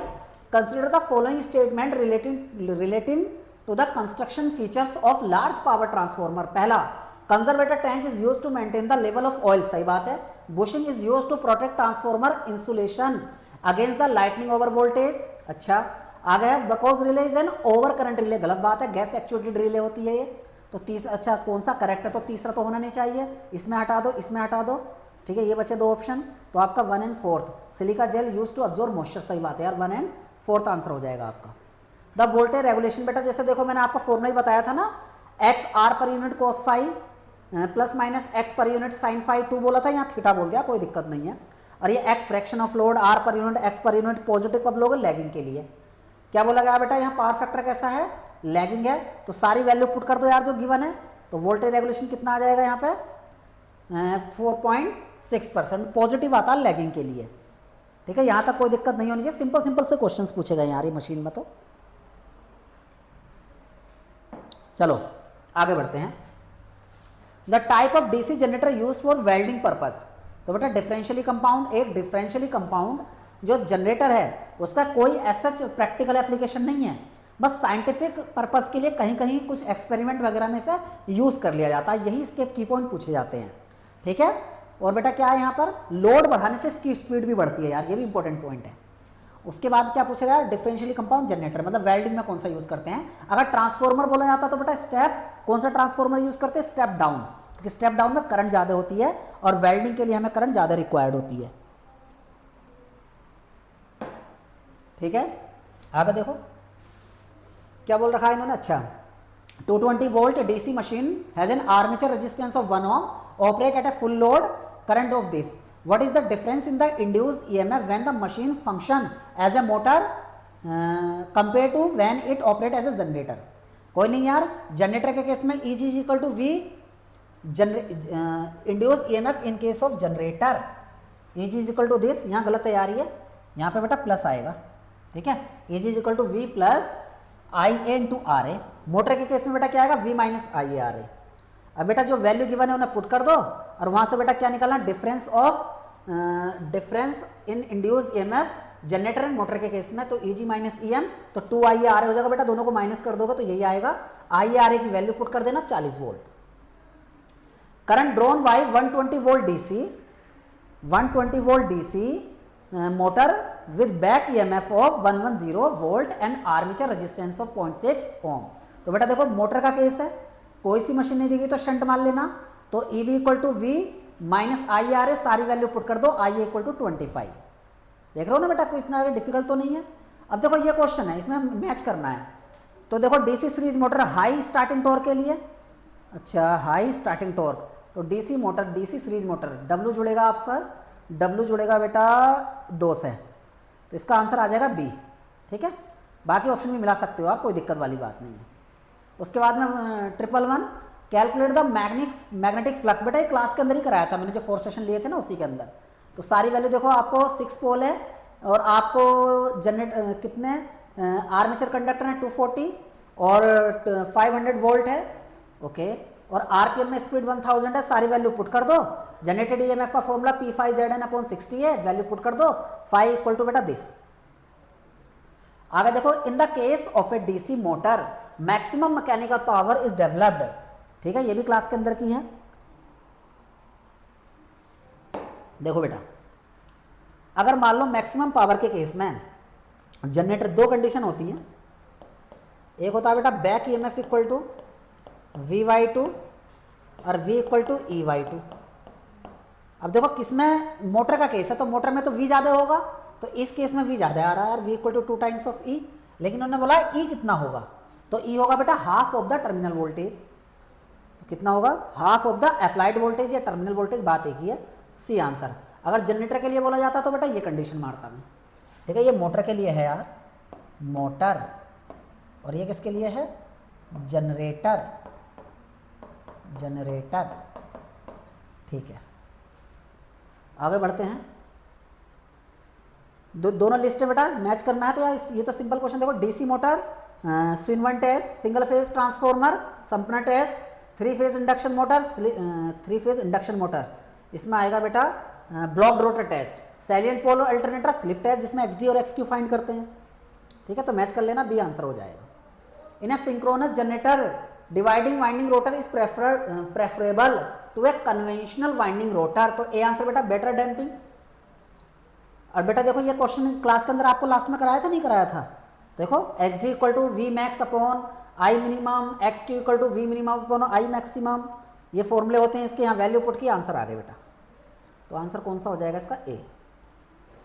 116 consider the following statement, EMF induce alternator किस किस बात पर डिपेंड करता है यार, तो E इक्वल टू 4.44 NPH मतलब नंबर ऑफ टन्स पर फेज, F 5M मतलब magnetic flux, maximum value of magnetic flux पर पोल, उसके बाद बेटा Kp मतलब पिच फैक्टर, उसके बाद बेटा Kd that is distribution factor.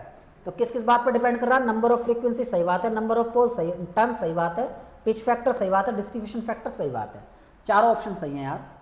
अब आगे क्या बोल रखा है, देखो इतने मेगावाट और केबी का स्टार कनेक्टेड सिंक्रोनस जनरेटर है, पावर फैक्टर इतना है, फुल लोड करंट बता दो यार।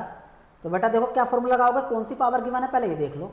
एक्टिव पावर का फॉर्मूला √3VLIL cos फाई होता है, ये रख दिया मैंने। पी की जगह बेटा वैल्यू कितनी गिवन है 500 मेगावाट, तो वॉट में कन्वर्ट करके 10⁶, यहाँ से सोल्व करके पावर फैक्टर वगैरह सब दे रखा है, तो 26.24 दे रखा है, 26.24, तो इसका आंसर आ जाएगा 26.4। ये एक जैसे आंसर हो गया यार, तो इसका 26 ये वाला आंसर सही होगा। यहाँ पे कुछ और ऑप्शन होगा यार, वो टाइपिंग एरर हो गई है, तो इसे आप ध्यान देना, तो इसे मैं चेंज कर देता हूँ। ठीक है, कुछ और होगा यार जो भी होगा, लेकिन इसका आंसर बेटा ये है। ठीक है, ध्यान रखना, टाइपिंग एरर हो गई है, दोनों ऑप्शन एक जैसे बन गए हैं। In a shaded pole motor, shading coil बेटा प्रोड्यूस रोटेटिंग मैग्नेटिक फील्ड यार। Which of the following device can be used as a phase advancer, बेटा synchronous motor when working at leading power factor, phase advancer की तरह use करते हैं।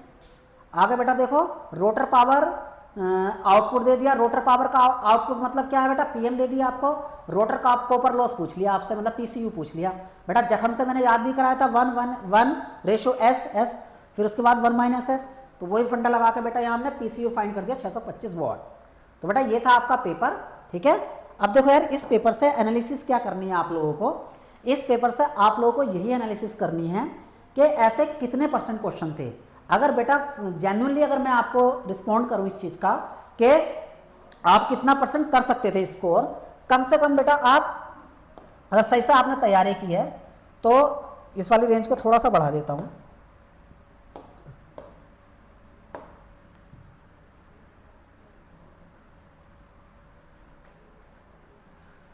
%90, ठीक है, आप 85 ले लो, चलो इतना परसेंट बेटा आप अच्छे से परफॉर्म कर सकते थे।